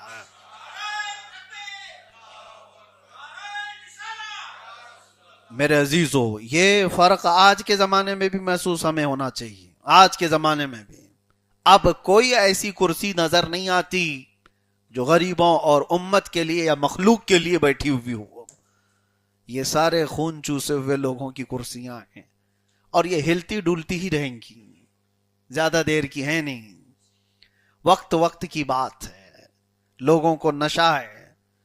آج جس طرح سے پاور کا اور تخت کا نشہ چڑھتا ہے تو پھر وہ ہر ایک کو چونٹی کیڑے مکوڑے سمجھنے لگ جاتے ہیں۔ تکبر اور غرور میں ہر ایک بادشاہ کا حال یہ ہوتا ہے، لیکن خلافت راشدہ میں یہ نہیں ہے۔ خلیفہ وقت کا جب بنتا ہے تو وہ سب کو افضل مانتا ہے، اپنے کو کمتر مانتا ہے، وہاں بالکل الگ ہے۔ حضرت عمر ابن خطاب رضی اللہ تعالیٰ عنہ جب بیت المقدس فتح ہوا تھا، وہاں پر حضرت ابو عبیدہ بن جراح رضی اللہ تعالیٰ عنہ لکھ کر کے بھیجتے ہیں کہ فلسطین کے لوگ آپ کے آمد کے منتظر ہیں، بیت المقدس فتح ہو چکا ہے، آپ تشریف لائیں۔ مدینے سے چل کر فلسطین جانا تھا حضرت عمر کو، جب خط آیا تو آپ نکلے اور اپنے ایک غلام کو ساتھ لیا۔ خلیفہ کا کانوے نہیں جا رہا تھا، گاڑیوں کا سلسلہ نہیں جا رہا تھا۔ ہم نے ابھی چند دن پہلے دیکھا پیٹرول اور ڈیزل نہ استعمال کریں یہ کہہ کر کے سی ایم صاحب پتہ نہیں کون کون بائک چلاتے ہوئے جا رہے ہیں۔ اچھا ہے، ٹھیک ہے، بڑی گاڑیاں نہیں استعمال، لیکن پتہ چلا پیچھے تو 40 کاریں چل رہی ہیں، تو یہ دکھاوا کس کام کا ہے؟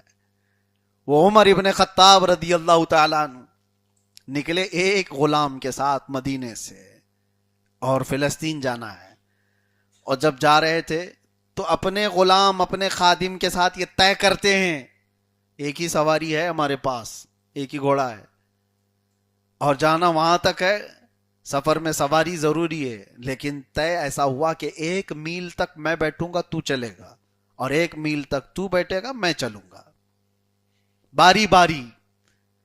اور خادم کو اس کے آگے کوئی بات کرنے کی مجال بھی نہیں تھی۔ حضرت عمر کے اس فیصلے کے ساتھ یہ سفر طے ہو رہا ہے، اور لوگوں میں خبر پھیل گئی تھی فلسطین والوں سے، وہاں کے نئے عیسائی اور یہودی جو وہاں موجود تھے وہ لوگ بھی دیکھنا چاہتے تھے عمر ابن خطاب امیر المومنین کو، جن کی دھاک ایسی تھی، تو سارے انتظار میں تھے۔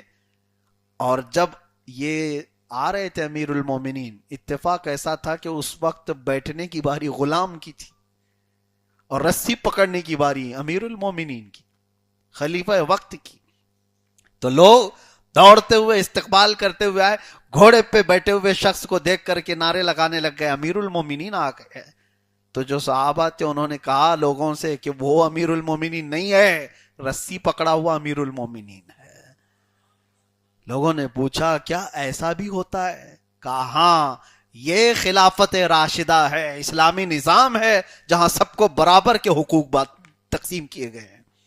سیدنا عمر ابن خطاب رضی اللہ تعالیٰ عنہ کا دور اس بارے میں مشہور تھا، وہ سب کو برابر کی بات کرتے تھے۔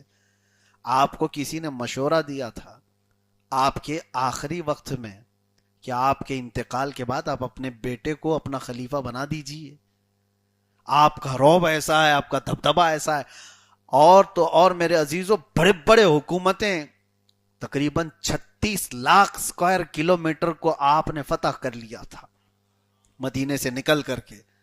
مدینے کی باؤنڈری 1 کلومیٹر کی اسکوائر تھی، بس 1 کلومیٹر کے سراؤنڈنگ میں مدینہ تھا، اور نکلا 36 لاکھ اسکوائر کلومیٹر پر۔ دور فاروقی میں آپ سے کہا گیا تھا کہ آپ اپنے بیٹے کو خلیفہ بنا دیجئے۔ حضرت عمر اتنے جلال میں آئے اور مشورہ دینے والے کو ڈانٹ کر کے بگایا، کہا رسول اللہ کی پوری امت میں اس کو خلیفہ بنا کر کے چلا جاؤں؟ اپنے بیٹے کے بارے میں کہا، اور پھر کسی چیز کا ذکر کیا، کہا اس کو یہ کرنا نہیں آتا، میں اس کو خلیفہ بناؤں؟ اور پھر یہ فرمایا جو کام رسول اللہ نے اپنی زندگی میں نہیں کیا اور جو ابو بکر نے نہیں کیا وہ میں کیوں کر کے جاؤں؟ ہر پیر تو اپنے بیٹے کو خلیفہ بنا کے جاتا ہے، لیکن دور فاروقی میں یا خلافت راشدہ میں آپ یہ نہیں دکھا سکتے۔ حضرت ابو بکر صدیق کس کے جانشین تھے؟ رسول اللہ صلی اللہ علیہ وسلم۔ تو کیا رسول اللہ کے بیٹے تھے حضرت ابو بکر؟ حضرت ابو بکر کے جانشین کون تھے؟ حضرت عمر۔ تو کیا حضرت عمر حضرت ابو بکر کے بیٹے تھے؟ نہیں، حضرت عمر کے جانشین بنے حضرت عثمان، ان کا بھی کوئی تعلق نہیں ہے بیٹے ہونے کا، بھتیجے بھانجے ہونے کا کوئی۔ حضرت عثمان کے جانشین بنے حیدر کرار۔ تو حضرت علی رضی اللہ تعالیٰ عنہ کیا حضرت عثمان کے بیٹے وغیرہ تھے؟ نہیں، اسلامی سسٹم یہ تھا۔ اب کچھ جماعتیں جو حضرت علی رضی اللہ تعالیٰ عنہ کے لیے خلافت بلا فصل مانتے ہیں کہ نہیں حضرت علی ہی حقدار تھے حضور صلی اللہ تعالیٰ علیہ وسلم کے بعد خلیفہ بننے کے، تو ان کا وہی کانسیپٹ ہے جو باپ کے بعد بیٹے والا، رشتہ داری والا، کہ رسول اللہ صلی اللہ علیہ وسلم کے چچیرے بھائی بھی ہیں، رسول اللہ صلی اللہ تعالیٰ علیہ وسلم کے داماد بھی ہیں، رسول کریم صلی اللہ تعالیٰ علیہ وسلم کے سب سے پہلے اسلام لانے والے صحابی بھی ہیں۔ یہ ساری چیزیں اپنی جگہ پر میرے عزیزو، لیکن امت کا جو سسٹم بنایا، یہ جو نظام بنایا، ایک جمہوریت کے اعتبار سے سارے صحابہ نے جس پر اتفاق کیا وہ خلیفۃ المسلمین صدیق اکبر بنے تھے، حضرت عمر بنے، حضرت عثمان بنے، حضرت علی۔ اب میں چند باتیں آپ کو یہ بھی بتا دوں، دور فاروقی میں اس خلافت میں جو اہم کام ہوئے تھے، جیسے میں نے بتایا جنگوں کا سسٹم تو ایسا تھا میرے عزیزو۔ انٹیلیجنس بھی اس وقت بنی ہے جب حضرت عمر فاروق رضی اللہ تعالیٰ عنہ کا دور تھا۔ آج لوگ اپنے خفیہ محکمے جتنے بناتے ہیں، ہر ملک کی ایک خفیہ ایجنسی ہوتی ہے، ہر ملک کی جو سیکریٹ اس کو رکھا جاتا ہے، ملک بھی اس کو سیکریٹ رکھتا ہے اور ان کے کام بھی سیکریٹ ہوتے ہیں، وہ دنیا بھر کی خبریں لاتے ہیں۔ یہ انٹیلیجنس کا جو کانسیپٹ ہے حضرت عمر فاروق رضی اللہ تعالیٰ عنہ کے زمانے میں ہے، حتیٰ کہ رسول اللہ صلی اللہ تعالیٰ علیہ وسلم نے یہ تربیت دی تھی۔ جنگ بدر میں جانتے ہو انٹیلیجنس جو کام کرتی ہے وہ کیسے پتہ چلتا ہے؟ صرف جنگ بدر میں آنے والے مشرکین کی تعداد کتنی تھی یہ معلوم کرنا تھا، تو کیسے پتہ چلا کہ کتنے لوگ آئے تھے، کیا کیا تھے؟ ایسے پکڑ پکڑ کے گنے نہیں تھے۔ حضور پاک صلی اللہ تعالیٰ علیہ وسلم نے ایک صحابی سے صرف اتنا معلوم کیا تھا کتنے اونٹ ذبح ہوئے تھے وہاں پر کھانے میں، انہوں نے بتایا اتنے اونٹ تھے، تو سیدھے کیلکولیٹ کر کے بتا دیا گیا کہ 1000 لوگ آئے ہوئے ہیں، اتنے اونٹ وہاں ذبح ہوئے تھے، اتنے لوگ وہاں پر آئے ہوئے تھے۔ بعد میں تعداد نکالی گئی تھی، ہو بہو وہی تعداد تھی۔ یہ سارا سسٹم اسلام کا بنایا ہوا تھا۔ دور فاروقی میں انٹیلیجنس اسی طرح سے ایکٹیو تھی، ان کی کمزوریاں، ان کی خامیاں، ساری چیزیں وہ محکمے لے کر کے آتے تھے۔ حضرت عمر فاروق رضی اللہ تعالیٰ عنہ کے دست و بازو تھے۔ اور ایک بات آپ کے دور میں ایک بڑی بات مجھے عرض کرنی ہے، آج دنیا جس ایران کا غلغلہ دیکھ رہی ہے، اس کا بڑھتا ہوا روب و دبدبا دیکھ رہی ہے، اس لیے کہ دنیا نے دیکھا ہے کہ وقت کے سپر پاور نے سامنے ایسے ایگریمنٹ کرنے پر رضامندی کا اظہار کیا جو شرمناک کہی جا سکتی ہے۔ ان کی شکست ہی تو ہے کہ لاکھوں ڈالر ان کو دینا ہے، بھگتان دینا ہے، لڑے بھی تم ہی آ کر کے اور پیسے بھی تم ہی دے کر جا رہے ہو، اور آگے ٹیکس بھی دو گے، فریز کی ہوئی سمپتیاں بھی وہ بھی ریلیز کرو گے، سب کچھ مان کر کے چاہیے، یہ سب چیزیں تو ہیں آپ کے علم میں۔ ایران نے اپنا ایک دبدبا قائم کیا اور دنیا بھر میں اس کا غلغلہ ہے آج، اور آپ کو پتا ہے یہ دبدبا ایران کا آج کا نہیں ہے۔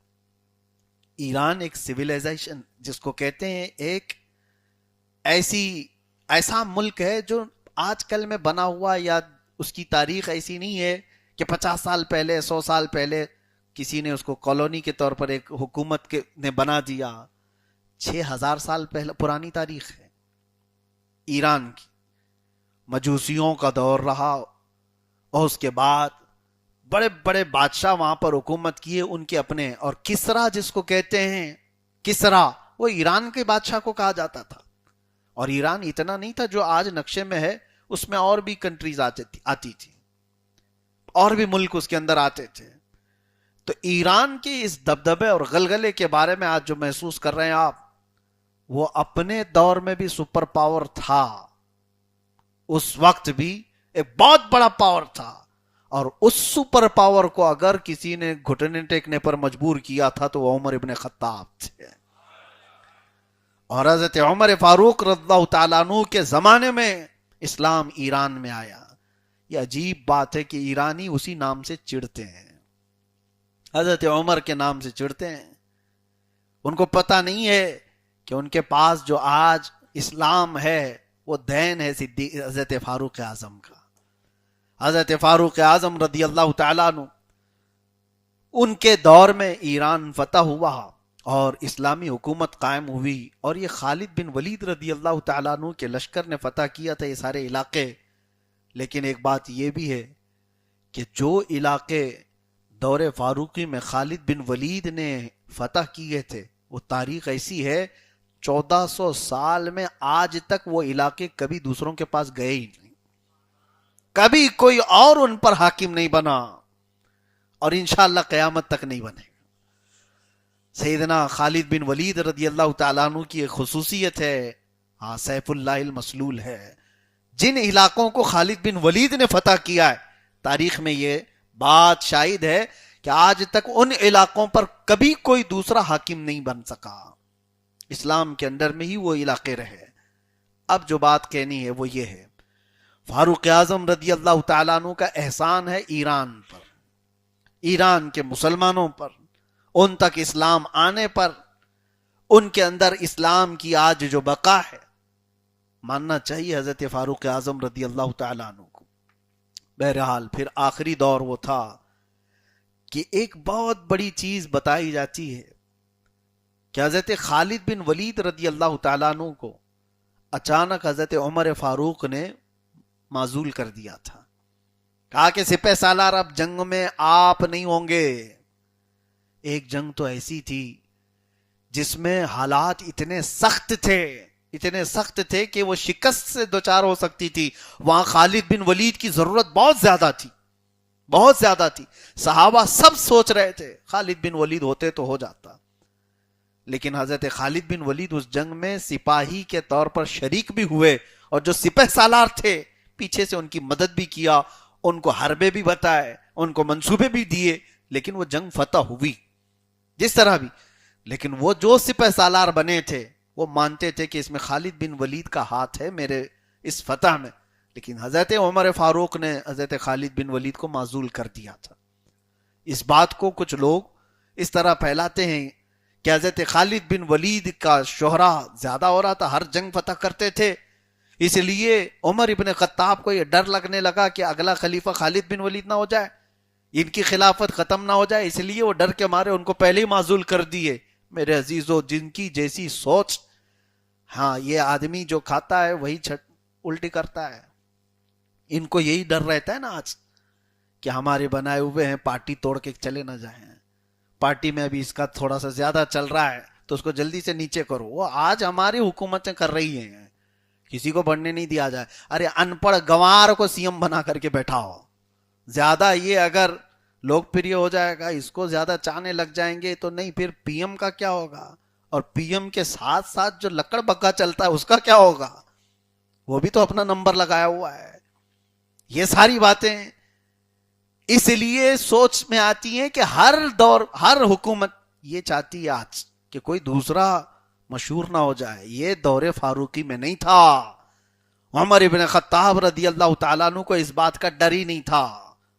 اپنے زمانے خلافت میں انہوں نے یہ ڈر نہیں محسوس کیا. بڑے بڑے بادشاہوں سے جو نہیں ڈرا وہ اس طرح کی حربیں اور اس طرح کی حرکتوں سے کیوں ڈرتا؟ اور عمر ابن خطاب رضی اللہ تعالیٰ عنہ کو کیا یہ نہیں معلوم تھا کہ خالد بن ولید کو رسول اللہ نے سیف اللہ المسلول کہا ہے؟ بات صرف اتنی تھی، نہ خالد بن ولید کو نیچا دکھانا تھا، نہ عمر ابن خطاب کو اپنی بڑائی ظاہر کرنی تھی، بلکہ بات مسلمانوں کی تھی جو نئے اسلام میں آئے ہوئے تھے. نئے اسلام میں آئے ہوئے ان کے ذہنوں میں یہ بات نہ آئے کہ ہر جنگ خالد بن ولید کی وجہ سے فتح ہوتی ہے. عمر ابن خطاب اس سوچ کو بدلنا چاہتے تھے، اسلامی نظام شخصیات سے نہیں اللہ کی مدد سے چلتا ہے. خالد بن ولید ہو یا اور کوئی ہو، اللہ کی مدد نہ ہو تو کیا ہو سکتا ہے؟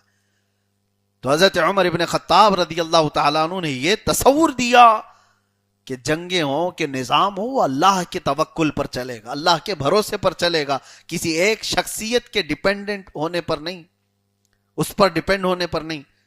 اور حضرت خالد بن ولید چاہتے تو جیسے آپ فوجی بغاوت کرتے ہیں اور تختہ پلٹ دیتے ہیں نا یہاں پہ. ہاں ابھی آج کے دور میں اب میں کچھ باتیں کہوں تو لوگوں کو بہت زیادہ الگ بھی لگ جائیں گے. پاکستان میں آج کے دور کا بیٹھا ہوا پرائم منسٹر، اس کی اتنی بھی طاقت نہیں ہوتی کہ وہ فوجی جنرل کو بدل دے گا تو یہ خود ہی بدل جائے گا. فوج میں بغاوت کئی کنٹریز میں ہوتی ہے. کیوں؟ اس لیے کہ جو فوجی جنرل ہے، سپاہ سالار ہے، اتنے سال کی نوکری کیا ہوا ہے کہ نیچے جتنی بٹالین ہیں، جتنے فوج کی ٹکڑیاں ہیں، سب پر اس کا کمانڈ چلتا ہے. ارے میاں 5 لاکھ کی فوج کو کمانڈ کرنے والا ایک سپاہ سالار، ایک جنرل، اس کے دماغ میں تو یہ آئے گی کون سا پی ایم کون سا سی ایم بدلے گا مجھے. جس دن بدلے گا یہ 5 لاکھ کو ایکٹیو کر دوں گا کہ اس کا تختہ ہٹاؤ میں بیٹھنے والا ہوں. فوج تو وہ تو ایک آمنا صدقنا کہنے والی جماعت ہے. اس کو ٹرینڈ ہی کیا جاتا ہے کہ ہر بات تمہیں اپنے سپاہ سالار کی ماننا ہے. فوجی بغاوتیں ہم کئی ملکوں میں دیکھتے آئے ہیں. خالد بن ولید چاہتے تو وہ بغاوت کرتے. وہ سپہ سالار کتنے سالوں سے تھے. صحابہ میں ان کا اپنا ایک مقام تھا. ان کے بنائے ہوئے کتنے سپاہی تھے جو مضبوط تھے، اور سب کو جمع کر کے کہتے فاروق اعظم کیسے مجھے معزول کر سکتے ہیں. دوسرے سب چلو میرے سپورٹ میں آؤ، کھڑے ہو جاؤ، ہم اپنی جماعت بنائیں گے، میں خلیفہ بنوں گا. تاریخ الزام تو لگاتی ہے لیکن ایک جگہ تو دکھائے کہ حضرت خالد بن ولید نے کہیں بغاوت کی بات کی ہو، بلکہ فوراً خلیفہ کا خط آیا، سر جھکا لیا اور ایک عام سپاہی کی حیثیت سے جنگ میں شریک ہو گئے اور لوگوں کو بتایا یہ ہمارا نظام اسلام ہے، یہاں شخصیات سے نہیں چلتا، اللہ کی مدد سے چلتا ہے. سسٹم یہی ہے میرے عزیزو. آج فاروق اعظم کے اس سسٹم کو سمجھنا ہوگا. میں آپ کو بتانا چاہتا ہوں ہم سب کے لیے بھی اس میں درس ہے.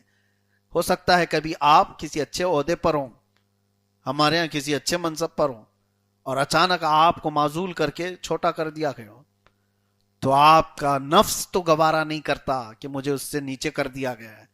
لیکن نظام اسلام یہ ہے اپنے نفس کو توڑو کہ تمہیں وہ غرور نہ پیدا کرے، تمہیں وہ فرعون بننے نہ دے. تم مان لو اس کو. مجھے یاد ہے مصر میں پڑھنے کے زمانے میں ہمارے جو ہاسٹل ہوتے تھے اس کو مدینۃ البعوث الاسلامیہ کہتے ہیں. وہ ایک شہر ہے جس میں تقریباً 100 سے زیادہ کنٹریز کے طلبہ تھے. 105 کنٹریز کے تقریباً طلبہ اسٹوڈنٹ اس میں رہتے تھے. اس میں ہم بھی تھے. اور اس پورے ہاسٹل کو، ہاسٹل ایک بلڈنگ نہیں ہے، اس کی تقریباً 50-60 سے زیادہ بلڈنگیں ہوں گی، ایک پورا شہر ہے، اس کو الگ الگ تقسیم کیا گیا ہے زون وائز، منطقہ اس کو کہتے ہیں زون 1، زون 2، زون 3، اور ہر زون کا ایک صدر ہوتا تھا جو حکومت کی طرف سے منتخب ہے، اس کی سیلری ہے۔ الازہر یونیورسٹی وہ اپنے آپ میں ایک حکومت ہے، ڈپارٹمنٹ، اور جو رئیس المنطقہ جس کو کہتے ہیں صدر ہوتا تھا، اس کے ہاتھ میں اتنا پاور ہوتا کہ وہ ہمارے کھانے پینے کا بھی، ہمارے رہنے کا بھی، روم الاٹمنٹ کا، سب کچھ پاور اس کو تھا، ہم کو اندر لینے کا، ہم کو باہر کرنے کا، اس کی سائن کے بغیر کالج کے اندر ہمارے ایگزام نہیں ہوں گے، بہت سارا پاور اس صدر کو ہوتا تھا جو پریزیڈنٹ ہوتا تھا زون کا۔ اب سنیے میں کیوں کہہ رہا ہوں، ہم نے شروع میں دیکھا اور لوگ جاتے تھے اس کے سائن کے لیے، لائن لگی رہتی تھی، ہمارا یہ کام ہے، ہمارا یہ کام ہے، سائن کر کے دے رہے زون کے جو پریزیڈنٹ ہے وہ حکومت کی طرف سے۔ ایک دن اچانک دیکھا کہ وہی جو ہمارے زون کا صدر تھا منطقہ کا، وہ باہر گیٹ کیپر بنا ہوا ہے، دروازہ کھول رہا ہے ہاسٹل کا اور بند کر رہا ہے، جو چپراسی کام کرتا ہے وہ چپراسی کام کر رہا تھا۔ تو نے کہا یہ تو صدر تھا وہاں کا، تو ہم نے پوچھا تو انہوں نے جواب میں کہا یہ ہمارا سسٹم ہے، کسی بڑے عہدے والے کو چھوٹا عہدہ دیا جاتا ہے تو اس کو دیکھا جاتا ہے یہ اس پر قائم رہتا ہے کہ نہیں رہتا، یا پھر اپنی انا پر آتا ہے کہ میں تو اس کے میرے اسٹیٹس کے قابل نہیں ہے۔ یہ فاروق اعظم رضی اللہ تعالیٰ عنہ کا دیا ہوا ایک کانسیپٹ ہم سب کو اپنی زندگی میں بھی امپلیمنٹ کرنا چاہیے۔ کبھی آپ سوچیں، ہر چیز وہی ہماری زندگی میں نہیں ہوتی جو ہم چاہتے ہیں، ہم جو چاہتے ہیں اسی مرتبے، اسی مقام، اسی منصب پر رہنا ضروری نہیں ہوتا، کبھی کبھار کچھ چھوٹے کاموں کے لیے بھی اللہ تبارک و تعالی ہمیں منتخب فرماتا ہے، خوشی خوشی ان کاموں کو قبول کرنا چاہیے، خوشی خوشی ان کاموں کو قبول کریں۔ کوئی کام میں اس طرح کی بات نہیں آئے کہ میں پہلے تو یہ تھا اب یہ کیسے کروں، میں امام تھا۔ میرے عزیزو، مجھے بات یہ بھی ہے، میں کئی سالوں تک ہوبلی کی سرزمین پر امام، اور میں اپنی مرضی کے مطابق جاتا، نماز پڑھاتا، اور میرے اوپر پابندی نہیں تھی، ویسے بھی اسی طور پر منتخب بھی ہوا، متعین بھی ہوا تھا۔ تو میرے والد گرامی اللہ تعالیٰ ان کی قبر پر رحمتوں کو نزول فرمائے، فرماتے تھے کہ امامت اپنی جگہ پر لوگ کھڑے ہو جاتے ہیں، سب ہاتھ چومتے ہیں، مصافحہ کرتے ہیں، بہت عزت دیتے ہیں، اور بادشاہوں کی طرح تو تم کو امام بنا کر رکھا گیا ہے، ایک کام کرنا، کبھی اکیلے میں مسجد میں چلے جانا اور جھاڑو لینا اور مسجد کی صفائی بھی کرنا۔ میں نے کیا الحمدللہ۔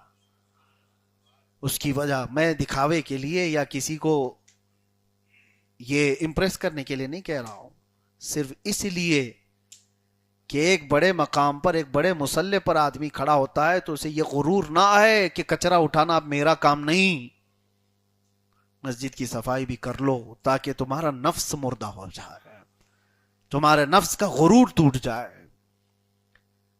اور مسجد کی صفائی یا بیت اللہ کی صفائی یہ صرف خادموں کا کام نہیں، قرآن تو کہتا ہے وَأَهِدْنَا إِلَىٰ إِبْرَاهِيمَ وَإِسْمَاعِيلَ أَن طَهِّرَا بَيْتِيَ لِلطَّائِفِينَ وَالْعَاكِفِينَ وَالرُّكَّعِ السُّجُودِ۔ اللہ فرماتا ہم نے عہد لیا تھا ابراہیم علیہ السلام اور اسماعیل علیہ السلام سے کہ میرے گھر کی صفائی تم دونوں کرو گے۔ کس سے؟ ابراہیم علیہ السلام اور اسماعیل علیہ السلام سے اللہ نے عہد لیا تھا کہ وہ بیت اللہ کی صفائی کریں گے۔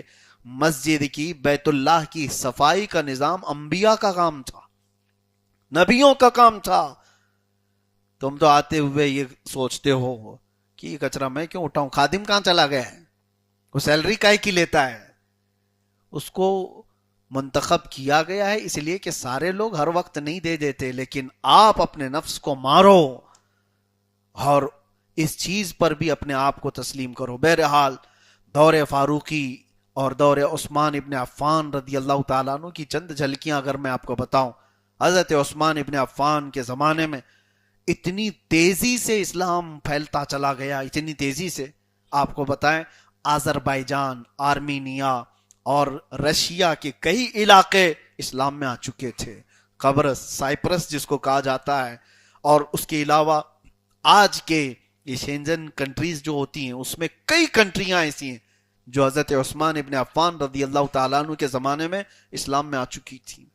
بحری بیڑے پہلی مرتبہ، یعنی یہ جو آج ہرمز اسٹریٹ کی تمام چیزیں آپ سنتے ہوں گے نا کہ سمندروں پر حکومت، یہ جنگیں چل رہی ہیں آج، میدان میں نہیں ہے، سب سمندر کی جنگ ہے. آج کی سب سے بڑی جنگ کیا ہے؟ یہ بحری راستے، یہ سارا نظام جو بنا. اور بحری جنگیں کیسی ہوتی ہیں اس کے لیے بھی بیڑے بنتے ہیں، سب مرین جو آتی ہیں، جو پنڈبیاں کہتے ہیں، جب پانی کے اندر لڑنے کی طاقت رکھنے والی، یہ ساری چیزیں جو بنی، یہ تو بہت بعد کی بات ہے. حضرت عثمان غنی رضی اللہ تعالیٰ عنہ کے زمانے میں ہی بحری بیڑے بنائے گئے تھے، سمندروں میں جنگ کرنے کا انداز سکھایا گیا تھا. اس وقت کسی بھی حکومت کے پاس یہ سسٹم نہیں تھا کہ سمندر کے راستے کوئی جا کر کے جنگ کر سکے، اور اسلام میں یہ پہلا ہے. اور آپ کو اسی کا نتیجہ دیکھنے کو ملے گا حضرت طارق بن زیاد رضی اللہ تعالیٰ عنہ کے زمانے میں. یہ اسپین جب گئے تھے، عرب کو کراس کرتے ہوئے میڈیٹرین سی جو ہے، اور جب وہاں پہنچے، اندلس اس کا نام تھا اسپین کا، اور انہوں نے سب سے پہلے اپنی کشتیاں جلا دی تھیں اور مسلمانوں سے کہا تھا واپس جانے کا کوئی راستہ نہیں، فتح کرو یا پھر یہیں دفن ہو جاؤ. اور ایسی جنگیں ہوئی تھیں، اسپین بھی فتح ہوا اور سب سے پہلے یورپ اسلام میں داخل ہو گیا تھا. ایک بہت بڑا مشہور مورخ ہے انگریز، اس نے لکھا ہے کہ صرف 250 کلومیٹر لندن سے باقی رہ گیا تھا، اور وہ کہتا ہے اور اتنی تیزی سے جو اسلام پھیل رہا تھا، یہ اس دور میں رکاوٹ نہ آتی تو لندن کیا، امریکہ کیا، سب جگہ پر آج قرآن کی ہی تعلیم ہو رہی ہوتی. اور بہرحال آج پہنچ بھی چکا ہے، الحمدللہ پہنچ چکا ہے. اور یہ جو چیزیں آپ دیکھ رہے ہیں یہ خلافت کے تمام چیزیں، اور اس کے بعد دور مرتضی علی کرم اللہ وجہہ الکریم. لیکن ہمیں اس بات کا قلق ضرور ہوتا ہے کہ حضرت علی رضی اللہ تعالیٰ عنہ جیسا بردبار شخص نہیں ملے گا، ان کی مثال ہی نہیں ہے. مولا علی کرم اللہ وجہہ الکریم کو رسول اللہ صلی اللہ تعالیٰ علیہ وسلم نے اپنے کتنے کاموں میں پسند فرمایا. جنگوں کے میدان میں سب سے آگے رہنے والے، حیدر کرار جس کو کہا گیا ہے، خیبر کے موقع پر جس کو رسول اللہ نے اپنا جھنڈا عطا فرمایا، صحابہ سب انتظار میں تھے. حضور نے رات کو ہی کہا تھا کہ کل یہ جھنڈا میں ایسے شخص کو دوں گا جس کے ہاتھ میں اللہ نے فتح رکھی ہے اور اللہ اور اس کے رسول اس کو پسند کرتے ہیں. نام نہیں بتایا تھا حضور نے. صبح سارے صحابہ انتظار میں تھے کہ رسول اللہ جھنڈا ہمیں دیں گے، لیکن اس صبح خیبر کے موقع پر رسول اللہ نے حضرت علی کو جھنڈا عطا فرمایا تھا. اور میرے عزیزو، بدر کے میدان میں سب سے پہلے اترنے والے لوگ کون تھے؟ 3 لوگوں کو صرف اتارا گیا تھا میدان جنگ میں، جس میں پہلے امیر حمزہ تھے، ابو عبیدہ بن جراح تھے، اور ان دونوں سے عمر میں کافی چھوٹے حضرت علی ابن ابی طالب تھے. بدر کے میدان میں جو اسلامی پہلی جنگ ہے، اسلام کی پہلی جنگ جو سب سے بڑی لڑی گئی، اس میں پہلی جنگ میں پہلا لڑاکو حیدر کرار کا نام ہے. یہ سارے فضیلتیں حضرت علی رضی اللہ تعالیٰ عنہ کے ساتھ ہیں. اور خلافت کے معاملات جب شروع ہوئے تھے، جانتے ہو آج بہت سارے لوگ ٹکراؤ کی بات کرتے ہیں، صدیق اکبر میں، مولا علی میں، عمر ابن خطاب میں، حضرت مولا علی میں. ان خبیثوں کو پتہ ہی نہیں ہے کہ ان کی آپسی محبت کیا تھی. حضرت عمر ابن خطاب تو یہ فرماتے تھے کہ اس محفل سے میں ڈرتا ہوں جس محفل میں علی نہ ہو. اور کئی مرتبہ پر حضرت عمر ابن خطاب نے یہ فرمایا، ایک فیصلہ آپ نے فرمایا اور حضرت علی نے فوراً اٹھ کر کے کہا امیر المومنین یہ فیصلہ ایسے ہونا چاہیے. ان کا مشورہ لیا، حضرت عمر نے فوراً اپنا فیصلہ بدل دیا. تو ایسا نہیں ہے کہ چھپا لیا میں امیر المومنین ہوں، کوئی پیچھے سے مجھے بول دیا صحیح کر دیا ہے، نہیں. برسر اعلان عمر ابن خطاب نے کہا کہ اگر علی نہ ہوتے تو عمر ہلاک ہو جاتا. ان کی فضیلت بھی بیان فرمائی. مولا کائنات حیدر کرار رضی اللہ تعالیٰ عنہ کی یہ باتیں میں کیوں کہہ رہا ہوں آپ کو پتا ہے؟ جو باب العلم ہے، رسول اللہ صلی اللہ تعالیٰ علیہ وسلم کے عزیز ترین صحابی، بلکہ سب سے پہلے اسلام میں داخل ہونے والے، اور پیدا ہوتے ہی رسول اللہ کا لعاب پینے والے، پیدا ہوتے ہی سب سے پہلے آنکھیں کھول کر دیکھنے والے حضور کے چہرے کو، وہ مولا کائنات افضل ترین صحابی ہیں۔ لیکن جس وقت آپ خلافت کے امور کو اپنے ہاتھ میں لیے، حالات ویسے نہیں تھے جیسے فاروق اعظم کے دور میں یا صدیق اکبر کے دور میں رہے۔ فتنوں کا دور شروع ہو چکا تھا، نئے لوگ آ چکے تھے۔ ظاہر سی بات ہے جب دائرہ بڑھ جاتا ہے نا تو اختلافات بھی بڑھتے ہیں۔ لوگ یہ کہتے ہیں، ہمیں کبھی کبھار یہ کہتے ہیں، میں آپ کو بتاتا ہوں سچائی کیا ہے۔ کچھ کمیونٹی جو ہیں ان کی مثال دے کر کے کہتے ہیں دیکھو یہ کمیونٹی اتنی سسٹمیٹک چلتی ہے، ان کے اندر اتنا سسٹم ہے، نظام ہے، ان میں کوئی غریب نہیں ہوتا، یہ سب کو اٹھا لیتے ہیں۔ میاں 4 لوگ ایک ساتھ کھڑے ہو جائیں تو یہ کون سی بڑی بات ہے؟ یہاں 4 کروڑ کو جمع کرنا ہے۔ جب تعداد بڑی ہوتی ہے تو سوچیں بھی مختلف ہوتی ہیں۔ تو آج جو یہ ان اختلافات سے ڈر رہے ہوتے ہیں کہ مسلمان سب تتر بتر ہیں، حالات مختلف ہیں، تو میرے عزیزو اس کا ریزن بھی تو دیکھو۔ مسلمان الحمدللہ آج بھی متحد ہیں کچھ نقطوں پر۔ اگر یہ کسی نقطے پر متحد نہ ہوتے تو دنیا ہم سے ڈر کیوں رہی ہوتی؟ متحد ہیں آج بھی، سوچیں بدلی ہوئی ہیں، سوچیں الگ الگ ہیں یا کچھ عیاشیوں کی وجہ سے آئی ہوئی ہیں، لیکن آج بھی بحمدہ تعالی مسلمان کچھ ایسے پوائنٹس ہیں جس پر متحد ہیں۔ ساری دنیا کے مسلمان کچھ چیزوں پر متحد ہیں، وہ یہ ہے کہ اللہ کے ایک ہونے پر کسی کا اختلاف نہیں۔ کوئی مسلمان اختلاف کرتا ہے؟ مسلمان چاہے جیسا بھی ہو اللہ کو ایک تو مانتا ہے، نہیں مانا تو پھر وہ اس میں آیا ہی نہیں کرائٹیریا میں مسلمان ہونے کی، اس کی بات ہی نہیں کر رہے ہم۔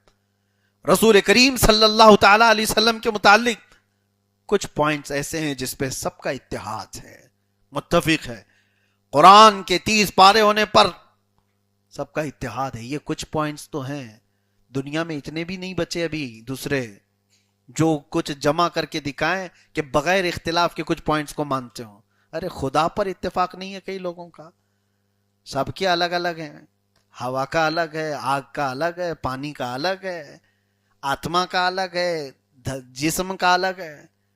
یہاں وہ پوائنٹس ہیں کہ پوری دنیا شمال سے لے کر جنوب تک، مشرق سے لے کر مغرب تک، جہاں پر بھی جائیں، فرقوں کی بات نہیں کر رہا ہوں، بحیثیت مسلمان ہو تو اسے نماز میں جھکنے کے لیے ایک ہی کلمہ ہے، اللہ اکبر، ایک ہی کلمہ دیا گیا ہے، اللہ اکبر۔ اس پوائنٹ پر متحد ہیں آج۔ یہ تمام چیزیں ہیں۔ حج میں جانے کے بعد کوئی اپنی زبان استعمال نہیں کرتا، وہ لبیک اللہم لبیک۔ وہ عرفات کے میدان میں لباس سب کے متحد ہیں۔ آج دوسرا کعبہ نہیں بنا، دوسرا قرآن نہیں آیا، 1400 سال ہو گئے۔ کعبہ بنا تو سکتے تھے، 4 دیواری تو بنانا تھا، کسی نے کیوں نہیں بنایا؟ حکومتیں سپورٹ ایسے کام کو بہت جلدی کر دیتی ہیں، کوئی نیا اگر نکل گیا کہیں سے کیڑا تو اس کی مدد بہت جلدی کرتے ہیں۔ گستاخان رسول کو کتنا سپورٹ ہوتا ہے، کعبہ کیوں نہیں بنایا گیا؟ ان کو پتا ہے، ایک بنایا تھا ابرہا یمن میں جا کر، اس نے سوچا پیسے سے خوب بنا لوں گا، اس نے بنایا کعبہ اور اس پہ تو ہیرے موتی سب جڑ دیا تھا، لیکن ہوا کیا؟ مکہ کا ایک سر پھرا گیا اور اس کے کعبے پر پیشاب کر دیا، کہا یہاں طواف نہیں، یہاں پیشاب کیا جاتا ہے، اور اس نے پیشاب کیا تو اس نے کعبہ توڑ دیا۔ کیا پیشاب کرنے کے بعد بچی کیا اس کی عزت؟ اور اس کے بعد وہ ابرہا آیا تھا یہ اللہ کے کعبے کو ڈھانے کے لیے۔ دنیا کو وہ سبق یاد ہے، دوسرا نہیں بنے گا۔ کچھ پوائنٹس ایسے ہیں جس پر آج پورے مسلمان متحد ہیں، اور میں کیوں کہہ رہا ہوں بڑے اس کے ساتھ یقین کے ساتھ؟ وجہ یہ ہے کہ ان پوائنٹس پر اگر یہ سب کا اتحاد نہ ہوتا تو پوری دنیا ہم سے دشمنی کیوں کر رہی ہوتی؟ سب کو ڈر کس بات کا ہے؟ ان کو پتا ہے آج بھی کچھ تو پوائنٹس ایسے ہیں ان کے دلوں میں، فلسطین میں بچہ رو رہا ہے، نیند ان کی خراب ہوتی ہے، ملک شام میں گھر جل رہا ہے، ان کے گھر میں تکلیف ہوتی ہے، صدمہ ہوتا ہے۔ یہ جو قلب قلوب کا جڑاؤ ہے آج بھی موجود ہے۔ عزیزان گرامی وقار، میں ہٹنا نہیں چاہ رہا، بات اب ختم پر آتا ہوں۔ بات یہ تھی کہ مولا کائنات حیدر کرار رضی اللہ تعالیٰ عنہ کے زمانہ خلافت جیسی آیا تو مسلمانوں میں انتشار ہوا تھا، نئی جماعتیں آئی تھیں، نئے نئے لوگ اسلام میں داخل ہوئے تھے، اور فتنوں کا دور اتنا ہو گیا کہ خلیفہ وقت حضرت عثمان ابن عفان رضی اللہ تعالیٰ عنہ کا قتل ہو چکا تھا۔ وہ اس طرح کی نیچرل ڈیتھ نہیں تھی، لوگوں نے قتل کیا تھا، اور وقت کے خلیفہ کو، داماد رسول کو قتل کیا ہے۔ تو اس وقت ایک بڑا فتنہ جنم لے چکا تھا۔ مولا کائنات حیدر کرار رضی اللہ تعالیٰ عنہ کو یہ اپنے ہاتھ میں لینا، صدیق اکبر کے لیے جیسے چیلنجز تھے، وہ چیلنجز حضرت علی رضی اللہ تعالیٰ عنہ کے زمانے میں آئے تھے۔ لوگوں نے یہ بھی مطالبہ شروع کیا تھا کہ جن لوگوں نے حضرت عثمان کا قتل کیا ان کا بدلہ لو۔ موب لنچنگ کرنے والوں کو کیسے پکڑا جائے؟ کون ہے اس میں قاتل؟ آج بھی ہے نا، جب پورا موب کسی پر اٹیک کرتا ہے تو ان کا پکڑنا مشکل ہے۔ حضرت علی کرم اللہ وجہ الکریم کے ساتھ یہ سارے معاملات بھی تھے۔ آپ انکار کبھی نہیں فرماتے تھے کہ عثمان ابن عفان کے قاتلین کا بدلہ نہیں لیا جائے، لیا جائے گا، ان کو ڈھونڈا جائے گا۔ اور بھی بہت سارے کام تھے۔ یہ تمام چیزیں ایسی آ گئی تھی کہ حضرت علی رضی اللہ تعالیٰ عنہ کے دور خلافت میں یہ مسلمانوں کی جنگیں ہو گئیں جو اس سے پہلے ہوئی نہیں تھی، جس کا بہت بڑا خسارہ ہوا۔ ورنہ خلافت حضرت علی رضی اللہ تعالیٰ عنہ کی اگر یہ فتنے نہ ہوتے تو میں یہ کہتا ہوں میرے عزیزو، حضرت علی کی خلافت کے برابر دنیا اس کی مثال نہیں دے سکتی تھی، کیونکہ عدل و انصاف، علم و بردباری میں آپ کے برابر کوئی نہیں تھا۔ حضرت علی کرم اللہ وجہ الکریم کے پاس جو بردباری تھی، جو شجاعت تھی، جو علم تھا رسول اللہ کا دیا ہوا، وہ جب نظام خلافت میں آتا تو میرے عزیزو قیامت تک اس کی مثال نہیں مل سکتی۔ لیکن اللہ تبارک و تعالیٰ کی حکمت ہے، ان کے دور بہت سارے فتنوں سے گھرے ہوئے تھے، اور اس کے بعد اخیر میں ہوا بھی یہ کہ مولا کائنات حیدر کرار رضی اللہ تعالیٰ عنہ کی بھی شہادت ہوئی انہی تمام دشمنیوں میں، فتنوں میں۔ خارجی جماعت جو دشمن ہے مولا کائنات حضرت علی کی، خارجیوں کے ایک شخص نے حضرت علی رضی اللہ تعالیٰ عنہ کا قتل کیا۔ بہرحال 3 خلیفہ شہید ہوئے، حضرت عمر بھی، حضرت عثمان بھی، حضرت علی بھی رضی اللہ تعالیٰ عنہ مجمعین۔ لیکن ان کی شہادت کے بعد میرے عزیزوں کبھی آج تک کوئی یہ نہیں کہہ سکتا کہ اسلام کے اس نظام کے برابر کوئی دوسرا نظام لا سکا ہو، ان کو قتل کر کے دوسرا کوئی نظام آیا ہو، نہیں آیا۔ یہ خلافت راشدہ کیوں کہا جاتا ہے؟ یہ اس خلافت راشدہ کے برابر کوئی دوسرا نظام دنیا میں کوئی پیش ہی نہیں کر سکا جو ان کا سسٹم تھا۔ میں مختصر سی محفل میں پورے سسٹم کو نہیں گھیر سکتا کہ انہوں نے کیا کیا سسٹم بنائے۔ دنیا آج بھی محتاج ہے ان کا سسٹم لینے کے لیے، یہ اگرچہ ذکر نہیں کرتے لیکن سسٹم پورا وہی ہے۔ سارا سسٹم جو شروع کیا گیا تھا خلافت راشدہ میں، وہ پوری دنیا نے اس کو اڈاپٹ کیا ہے۔ علم کے بارے میں، حتیٰ کہ آپ کے زمانے کے بعد یہ اموی خلافت گئی، اس کے بعد عباسی خلافت آئی، پھر یہ عثمانیہ جو چلے ترکیوں کے، ان کے دور میں آپ ساری چیزیں دیکھیں ترقیات۔ عباسی دور میں جو مسلمانوں کی ترقیاں ہیں، آج کے نوجوان کچھ ان چیزوں کو لے کر کے احساس کمتری میں مبتلا ہے۔ ان کی ترقیاں تو دیکھیں، وہ چاند پر پہنچ رہے ہیں اور ہم تو یہی ہیں ابھی۔ ان کی ترقیاں تو دیکھیں، سائنس اور ٹیکنالوجی میں کہاں ہیں۔ تو یہ خالی بات کرنے سے نہیں ہوتا، رات بھر نکڑ پر بیٹھ کر کے موبائل پہ ادھر کی ادھر شیئرنگ کرتے ہوئے اور بڑی فکر کی باتیں کرتے رہتے ہو۔ تم نے اپنا وقت علم کے حصول میں لگایا ہوتا تو یہ نوحہ کرنے کی آج نوبت ہی نہ آتی، ہمیں یہ شکایات کرنے کی نوبت ہی نہیں آتی۔ سب سے بڑی چیز یہ ہے کہ خلافت کے نظام میں یہ اسٹرکٹ قانون تھا کہ کوئی بچہ جاہل نہیں رہ سکتا، اور ہر پڑھے لکھے کو اعزازی انعامات دیے جاتے تھے بادشاہوں کی طرف سے۔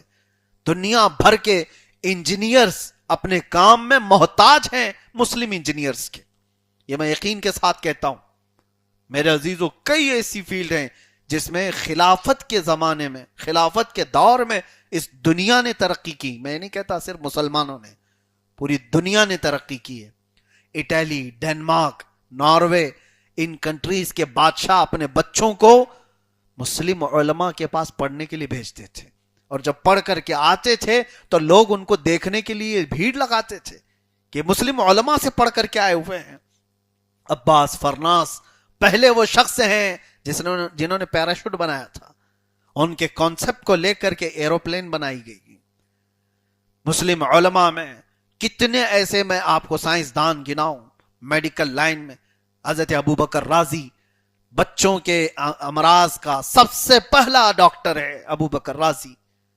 ابن سینا جن کو آج بھی دنیا یاد کرتی ہے, کیلیفورنیا یونیورسٹی میں میڈیکل سرجری پر کتاب کی جو بنیاد ہے وہ ابن سینا کی ہے.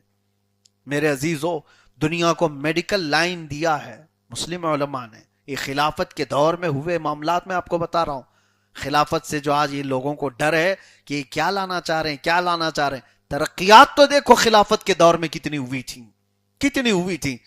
انٹیلیجنس سسٹم اور ترقیات کا, زمین کے معاملات, آسمان و فلکیات کے بارے میں, پوری کیمسٹری میں آپ کو بتاؤں وہ پوری کی پوری ڈیپینڈنٹ ہے مسلم انجینئرز کے اوپر. ایک دو نہیں, میں 100 ایسے علماء آپ کے سامنے رکھ سکتا ہوں جنہوں نے نئے نئے کیمیکل ایجاد کیے تھے. آج پورے لیب میں اس کے بغیر کوئی چارہ نہیں ہے. کیمیکل ٹیسٹ کے آلے اس مسلم علماء نے اس کی بنیاد رکھی ہے. گھڑی کو کس نے بنایا ہے, تاریخ پڑھ کر کے بتاؤ. آج پورا سسٹم انٹرنیٹ کا الگورزم پر چلتا ہے. الگورزم ایک سسٹم ہے اندر لگایا ہوا ہے. اس سسٹم پر انٹرنیٹ اور کئی سائٹس چلتی ہیں, سب کے اندر اس کی ضرورت ہے. یہ جان کی طرح ہے آج ساری چیزوں میں. الگورزم کیا ہے؟ الگورزم یہ الخوارزمی ہے. الخوارزمی ایک مسلم عالم دین تھے جنہوں نے یہ بنایا تھا. اس کو انگلش میں الگورزم کہا جاتا ہے. الخوارزمی. جابر بن حیان کی الجبرا کے بغیر آج کون, میتھس کے لوگ بھی جانتے ہیں اچھی طرح سے. ہر فیلڈ کو میرے عزیز ہو, میتھس ہو, سائنس ہو, فزکس کے کتنے ایسے فنڈے ہیں جو مسلم علماء نے اس کی بنیاد رکھی ہے. فلکیات جس کو کہتے ہیں آسٹرونومی, نباتات جس کو کہتے ہیں بوٹانی, جانوروں کا زولوجی, ایمبریالوجی, بچوں کے پیدا ہونے کے معاملات, ڈاکٹروں کے, ساری بنیادیں مسلم علماء نے خلافت کے دور میں رکھی ہیں. یہی ہے خلافت کا کانسیپٹ. میں آپ کو بتانا چاہتا ہوں, دنیا میرا اس میسج کو سنتی ہوگی اور آج وہ اپنا اینک بدل لیں اور اپنے کان بھی بدل لیں. جو خلافت کی دشمنی ان کے اندر ڈالی گئی ہے, یہ بڑا افسوس کا اور المیہ کا مقام ہے کہ ہم خلافت سے محروم ہیں. اس وقت تقریباً 200 کروڑ مسلمان پوری دنیا میں آباد ہیں. 200 کروڑ کے آس پاس مسلمان آباد ہیں. اور میں آپ کو اگر گناؤں, حضور پاک صلی اللہ علیہ وسلم کے بعد خلافت راشدہ کتنے سال رہی؟ میں نے بتایا کتنے سال رہی؟ 30 سال. اس کے بعد اموی خلافت ہوئی. حضرت امیر معاویہ رضی اللہ تعالیٰ عنہ کے بعد اموی خلافت چلی, یہ تقریباً 90 سال کے آس پاس. اور اس کے بعد عباسی خلافت چلی تقریباً 550 سال. اس کے بعد چلی یہ عثمانیہ, ان کے بیچ میں الگ بھی تھے, یہ بھی تقریباً 650 سال. تقریباً 650 اور 550 یہ دو ہی خاندانوں میں جو خلافتیں چلی, یہ کل ملا کر 1200 سال ہو جاتے ہیں. اور اس سے پہلے کی اموی خلافت اور خلافت راشدہ سب ملائیں گے تو یہ تقریباً 1400 کے آس پاس ہوتے ہیں. 1300 سال کے کچھ آپ کو میں بتاؤں, 1340 کی بات تھی, 1339 یا 1340, اور ابھی کتنا ہے 1448. 108 سال ہو گئے. جو یہ 108 سال سے ہم خلافت سے محروم ہیں پوری دنیا میں. کبھی ایسا نہیں ہوا تھا کہ یہ روئے زمین خلافت سے خالی رہی ہو.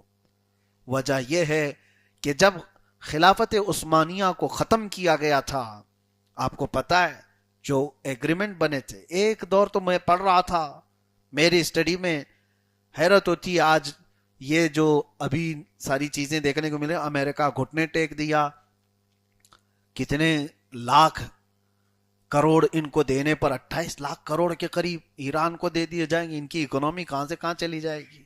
لوگ تو اب وہاں انویسٹ کرنے کی سوچ رہے ہیں. ہاں, اور یہ ٹیکس وصول کریں گے ہرمز اسٹریٹ پر, کیا کیا ہوگا. تاریخ دہراتی ہے. تلک الایام نداولھا بین الناس، قرآن کہتا ہے ہم وہ دن واپس پلٹا کر لاتے ہیں. مجھے تو یہ حیرت ہو رہی تھی کہ سپر پاور ایسے کیسے کر سکتا ہے. پڑھنے کے بعد پتا چلا یہ سپر پاور کئی بار ایسا کر چکا ہے، اس سے پہلے بھی ہو چکا تاریخ میں.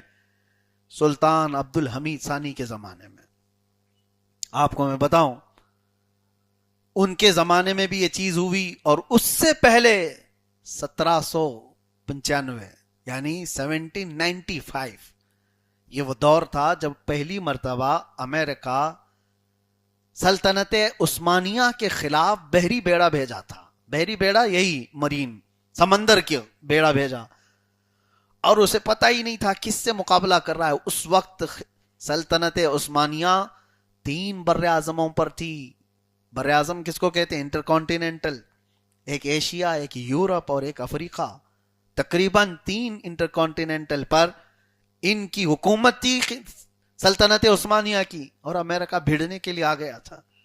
ایسی غلطیاں بہت بار ہو چکی ہیں ان سے. اور ہوا یہ کہ ان کا بحری بیڑا پکڑ لیا گیا. اس وقت جو عثمانی خلیفہ تھے ان کی فوج نے پکڑ لیا. اب سنیے، ایک تاریخ میں بتا رہا ہوں آپ کو. اس کے بعد اس نے اور 10 بیڑے بھیجے. آج کے یہ جو بڑے بڑے ہیں ان کے ابراہم لنکن وغیرہ نام سن رہے ہوں گے آپ، بڑے بڑے. تقریباً 12 اور بھیجے، اور 12 کے 12 سب پکڑے گئے. سب. خلافت عثمانیہ کے زمانے میں جب اس کی حالت یہ ہو گئی تو پھر ٹیبل پر آنا پڑا. اور ٹیبل پر آنے کے بعد ایک ایگریمنٹ سائن ہوا تھا.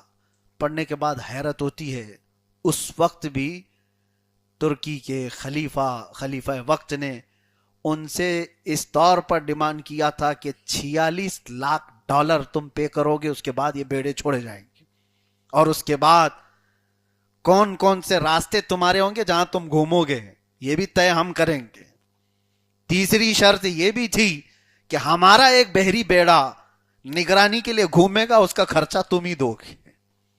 اور یہ ساری چیزیں وہ مانے تھے. 1795 میں یہ ایگریمنٹ سائن ہوا. اور حیرت کی بات میں بتاؤں آپ کو، یہ ایگریمنٹ لکھا گیا تھا ترکی زبان میں.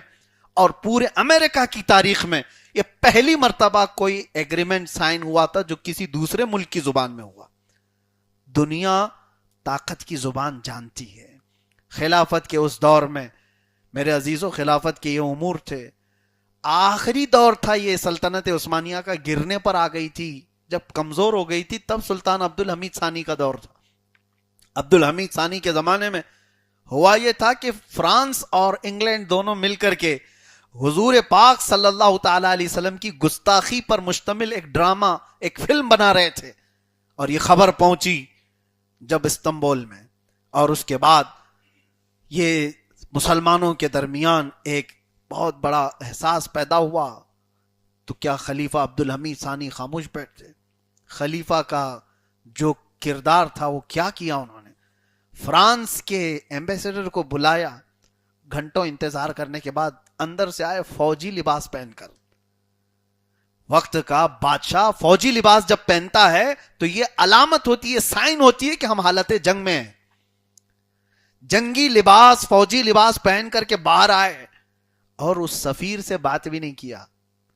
ایمبیسڈر اپنی تلوار کو اتنی تیزی سے لکڑی کے اس ڈیسک پر مارا کہ وہ ٹوٹ گیا، اور کہا کہ اپنے ملک یہ خبر کر دو، یہ جو رسول کریم صلی اللہ علیہ وسلم کی گستاخی پر تم ڈرامہ، یہ فلم نشر کرنا چاہ رہے ہو، روک لو، ورنہ پوری امت مصطفیٰ ساتھ آئے گی اور تمہارے سر پر دنیا لا کر پھوڑ دوں گا. پوری دنیا تمہارے سر پر توڑ دوں گا. فرانس کو جیسی یہ بھاگا سفیر خبر دیا، فرانس نے کہا یہ تو بہت خطرناک چیز ہے، یہ عبد الحمید ثانی یہ بگڑ گیا تو بڑے مسئلے ہیں. فرانس والے بلکہ اس زمانے کے سارے لوگ یہ کہتے تھے کہ سارے دنیا کے بادشاہوں میں جتنا دماغ ہے وہ 5% ہے، 95% تو عبد الحمید کے پاس ہے. دنیا یہ کہتی تھی. اس کے بعد فرانس نے برطانیہ کو کہا، انگلینڈ کو، کہ یہ ہم سے نہیں ہوگا، تم لوگ اس کو ریلیز کرو، یہ فلم تم لوگ بناؤ، ہم کو مت، کیونکہ خلیفہ نے ہم کو ڈرا دیا ہے. وکٹوریا اس زمانے میں تھی، اس کے بعد وہاں سے فرمان جاری ہوا کہ نہیں یہ تو فلم پوری بن چکی ہے، ٹکٹ بھی بک چکے ہیں، ہم پیچھے نہیں ہٹ سکتے اس سے، لوگوں میں سب یہ اعلان ہو چکا ہے۔ تو یہ خبر جب انگلینڈ سے آئی سلطان کے پاس، خلیفہ وقت کے پاس، تو انہوں نے کہا کہ ٹھیک ہے تمہاری ٹکٹیں بکی ہیں تو ہماری فوج بھی رسول اللہ کے ہاتھ میں بکی ہوئی ہے، پھر آؤ اب مقابلہ دیکھو۔ صرف 2 جملوں میں خلیفہ نے وقت کے نظام کو ہلایا تھا، برطانیہ نے، فرانس نے اس پورے کے پورے سسٹم کو ہی ختم کر دیا۔ کبھی وہ آج تک ڈرامہ نشر نہیں ہو سکا، وہ گستاخی رسول پر مبنی بنی ہوئی فلم ریلیز نہیں کر سکے۔ آج کا یہ دور ہے جہاں ہم کروڑوں کی تعداد میں روز گستاخیاں دیکھ رہے ہیں، وجہ یہ ہے کہ خلافت سے محروم ہیں، ہماری طرف سے بات کرنے والا کوئی نہیں رہ گیا۔ یہ جن کو آپ بادشاہ بڑے بڑے دیکھ رہے ہو، بڑے بڑے سونے کے ٹوائلٹ میں بیٹھنے والے لوگ، یہ کیا اسلام اور دین کی بات کریں گے؟ ان کی تو اچھی طرح سے درگت بنی ہوئی ابھی 6 مہینے سے دیکھ رہے ہیں ہم۔ پڑوسی ملک ہی اتنی ان کی وہ کر کے رکھا ہوا ہے کہ اپنا ڈیفنس کرنا ان کو نہیں آتا تو امت کا کیا ڈیفنس کریں گے؟ عربوں کے حالات آپ دیکھ رہے ہیں، سارے مڈل ایسٹ کے جتنے خلیجی ممالک ہیں سب بکھرے ہوئے ہیں اور ان کا انجام قریب ہے۔ 40 سال سے اکنامک وار کو جھیلنے والا ایران ان کو آنکھ نہیں دکھا رہا، بلکہ ان کو پورا کا پورا سلا چکا ہے۔ یہ حالات ہیں، یہ ہمارے مسیحا یا ہمارے امیر یا ہمارے بادشاہ نہیں ہو سکتے۔ بس دعا ہے کہ اللہ تعالیٰ امام مہدی کو ظاہر فرمائے، رسول اللہ صلی اللہ علیہ وسلم کی شان میں یہ گستاخیاں ختم ہو جائیں، اور پھر میں ببانگے دہل یہ کہوں گا ہم ڈرتے کسی سے نہیں ہیں۔ خلافت کے نظام سے کسی کو چڑ ہے تو بار بار سنیں، خلافت اس روئے زمین کا سب سے بہترین سسٹم ہے۔ آج تک دنیا نے جتنے سسٹم پیش کیے، مارکسزم ہو، سوشلزم ہو، کمیونزم ہو، ڈیموکریسی ہو، یہ سب سسٹم ہیں۔ میں چیلنج کے ساتھ کہتا ہوں تمہارے سارے سسٹم اپنی جگہ پر، رسول اللہ کا سسٹم خلافت اپنی جگہ پر ہے۔ آپ کبھی سچی نظر سے دیکھ کر کے تو دیکھو اس نظام خلافت نے دنیا کو کیا دیا ہے۔ دنیا جو ترقیوں پر ہے آج، یہ نظام خلافت کی دین ہے۔ اللہ کریم اس خلافت راشدہ کی برکتیں ہمیں عطا فرمائے، مولا کریم وہ دور بھی ہمیں عطا فرمائے۔ اب سنا ہے میرے عزیزو، خلافت راشدہ ختم ہو گئی 30 سال کے بعد، ویسی خلافت نہیں آئی، لیکن ان کے زمانے کے بعد والے لوگ محروم نہیں ہیں۔ میرے آقا صلی اللہ علیہ وسلم نے فرمایا اس روئے زمین پر ایک بار اور خلافت راشدہ قائم ہوگی، اور وہ امام مہدی کے زمانے میں ہوگی۔ آئے گا وہ دور آئے گا، اسی لیے ہم بول کر کے جاتے ہیں کچھ دیر کی بات ہے۔ وہ دور آئے گا، وہ خلافت راشدہ کا دور ہے، وہ امام مہدی کے زمانے میں۔ اللہ تبارک و تعالی ہمیں اس زمانے کو دیکھنے کی توفیق نصیب فرمائے۔ وآخر دعوانا ان الحمد للہ رب العالمین۔